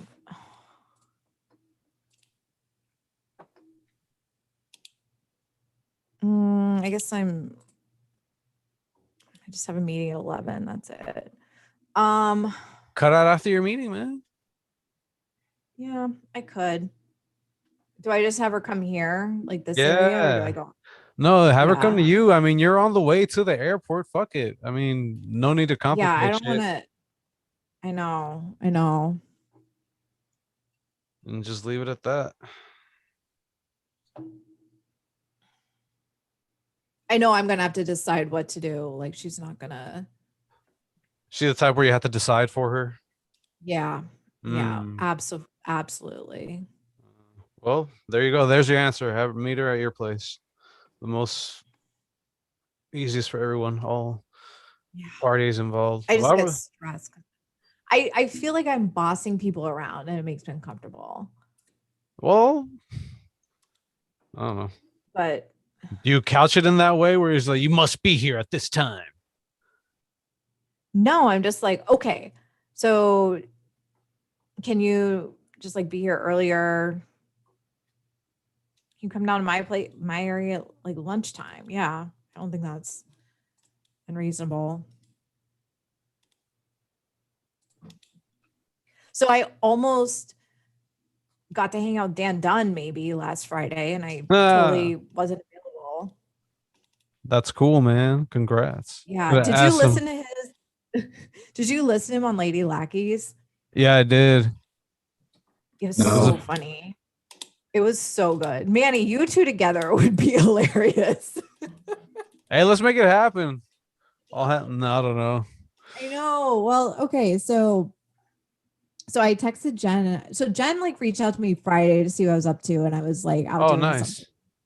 But I was out doing something. So I was like, I can't. I won't be back till later. And then after I listened to the Dan Dunn episode, I was like, I sent her a text like, oh my God, that was hilarious. You guys got him to open up. And she's like, yeah, we were supposed to meet. That's why I reached out to you on Friday to see if you want to come with me to meet up with him. It's like, oh my God, damn it. It's always next time. Well, if you do get invited a second time, let me know. And maybe he and I can get in some personal bonding time, you know? God, share weird tales. Although I kind of want you guys to save it for a podcast. Okay. See, that's pretty cool, man. Getting invited here and there, all these little hangouts and shit. That's dope. Yeah, LAX on a Friday at 5. I'm like, oh my God. Yeah.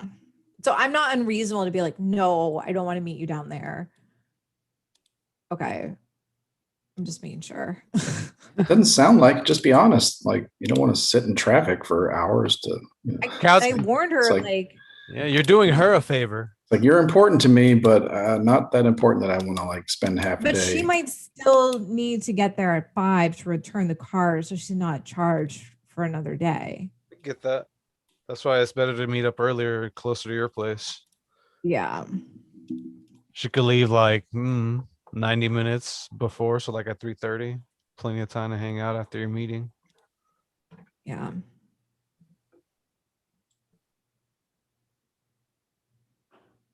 You and the captain make it happen, Jane. Let's go.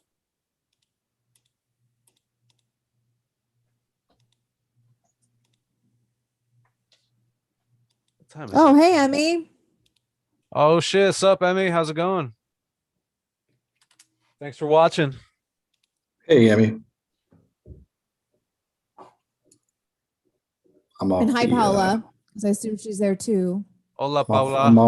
I'm off our YouTube page now. So Yeah, I already got enough things going on the screen, like having the YouTube chat also going to be too distracting.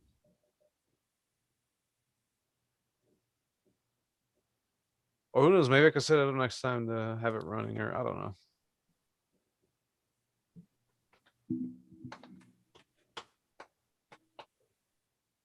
how long did we go tonight?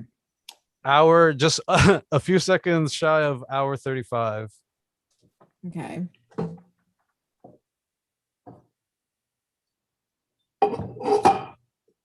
Ooh, what was that? You all right over there? Oh, just moving some beer cans out of the way. Gotcha.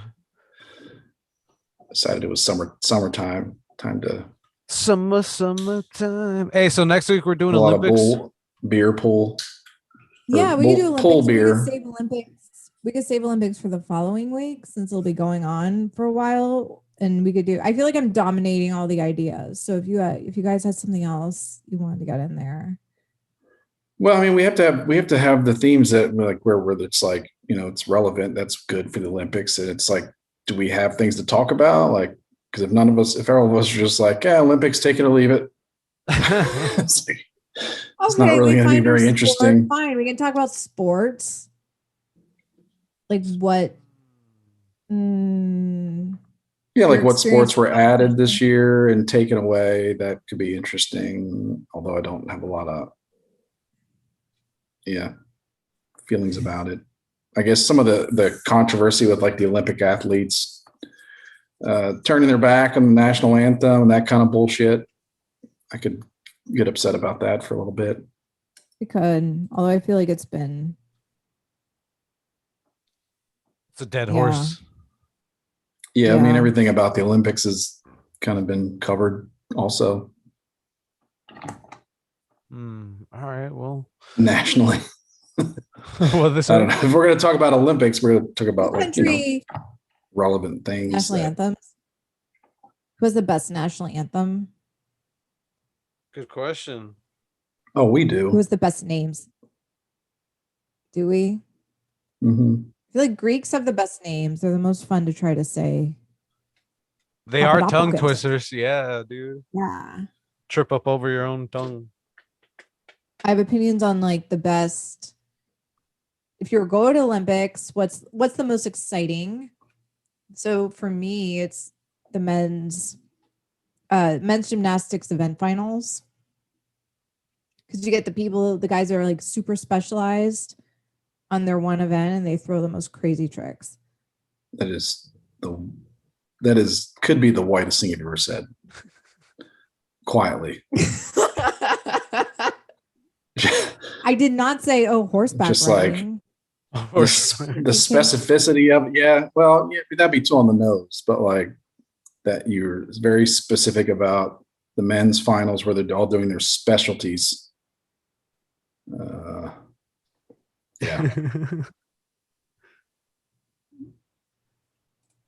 But gymnastics are it's pretty amazing to watch. As I was saying before, I don't really have cable, so it's like if it was on, around the house or whatever, and it's on, it's on NBC, and it's just, that's right at the top of the guide, and you just turn it on, and you're just like, I can be stuck on the Olympics and like gymnastics and all that stuff for hours because it's amazing. It's amazing to think about. I don't really care about the flips or whatever, the first time they did this or that. It's more like the pressure for young people, like 17, 18 to get that year-olds. good at something by that age. Yeah, and the pressure. Yep. Yeah. All you devote yourself to. That's pretty amazing. And still go to school. Mm-hmm. Oh, I can't imagine well, do you think they would like even participate or even care about any of the fucking school drama that are going on around them? Do you think or they just focus on the studies and just and gymnastics and that's it? Any social life. For that. You cannot have bandwidth for any of that crap. Yeah. I don't understand how you could. Yeah. Yeah, you gotta be they all very seem driven. To come out very functional. Like we could tie it into a lot of them are religious. They grow up, they have family, they just have normal, stable lives. Yeah, it's pretty. I mean, yeah, most of the time with these gymnasts, like, yeah, they're not coming from a divorced home. They're an intact family where there's one of those parents is getting up at 3 a.m. to drive them to, drive them to do like 3 hours like a practice before they go to school. I don't know. I like some of the Olympics. Some of them are like the really tiny countries, the really small countries that, their entire Olympic team's like 15 people, because they're not going to bother to compete in so many events. And like what it means to some of those countries where like they have like 8 Olympians, but they're going to take a gold medal in the hammer throw, right? Like some big butchy woman's going to win gold for Romania, and it's going to be like a freaking huge deal over there. And I guess juxtapose that with in the United States, like it's just not as big a deal anymore. I don't know. It's not MMA, man. That's why people don't care about the Olympics. Like winning an Olympic gold medal is not that big a deal anymore. And maybe part of it is like the whole Michael Phelps thing where that fucker is like I don't know how many gold medals he has. But then it's 13. Like when is it 13? And then when you win one, and then you win like one gold medal, and it's like, okay, you got one gold medal, but then there's this guy that's dominated his sport in like, 3 or 4 Olympics straight. That's because he was about that dominating life, man. Can't come with any weak shit. Smoking that weed. Yeah. Swimming in that pool. There's this guy in my college that had a website. This was like early mid 2000s. It was called modifiedliving.com, and it was pretty significant. Like, I mean, it was getting 1 million hits. And so he would do pretty controversial things. Like he tracked this story of he had a hamster that he like tied to a bunch of balloons and like let the hamster go up into the sky. Like, and then he ranked like different types of sorority girls. God, I forget. Oh, I don't know if this exists out there in the realm anymore, but anyway, he had one of his sections of this website was AIM chats. All right. And so one of his chats was with Michael Phelps. And you're kind of in the beginning, you're sort of like, is this really him? Right. Of course, you're questioning it. But then after a while, he sort of gets him to open up. And you're like, whoa, I think this really is him. He was like getting him to talk about like some girl he's been in love with forever. And no matter, it just, he's like, I don't know, he couldn't shake. Does Michael Phelps know that this is being shared publicly, or does he think this is like a private message with some random? I mean, he doesn't know who this person is. Like, this person didn't say, oh, I'm someone I'm not. He just said, hey, like, her, you Michael Phelps. And it's like, he was like very, at first, kind of not fully, just kind of like, what is going on? But then the guy just had, I don't know, kind of hit him just right and was like, got him to share stuff. It was interesting. God, I wish this, what was his name? He made fun of hippies. What was the website called? I love that random factoid I just throwing out there. Yeah, it's not out there anymore. He would tie he would tie gerbils to balloons, helium balloons, and let them float away. There's no wonder this website's not around anymore. Yeah. He would so long ago. He would troll Olympic athletes on the internet, and then publish his chats with them. He's out there getting that scoop, man, trying to make something happen, I guess. All right. I'm going to take off. I'm getting sleepy. Talk to y'all later. Right. Yeah, I'll see y'all later. Yeah, I'm trying to like. Been fun. I'm Thanks, trying to get YouTube. to bed a lot earlier. Thanks, BB, Emmy, everybody for Monkey's watching. Uncle, whoever else. I don't know if Mindy made it tonight. We'll catch y'all next week. Yep. Take care. Yep.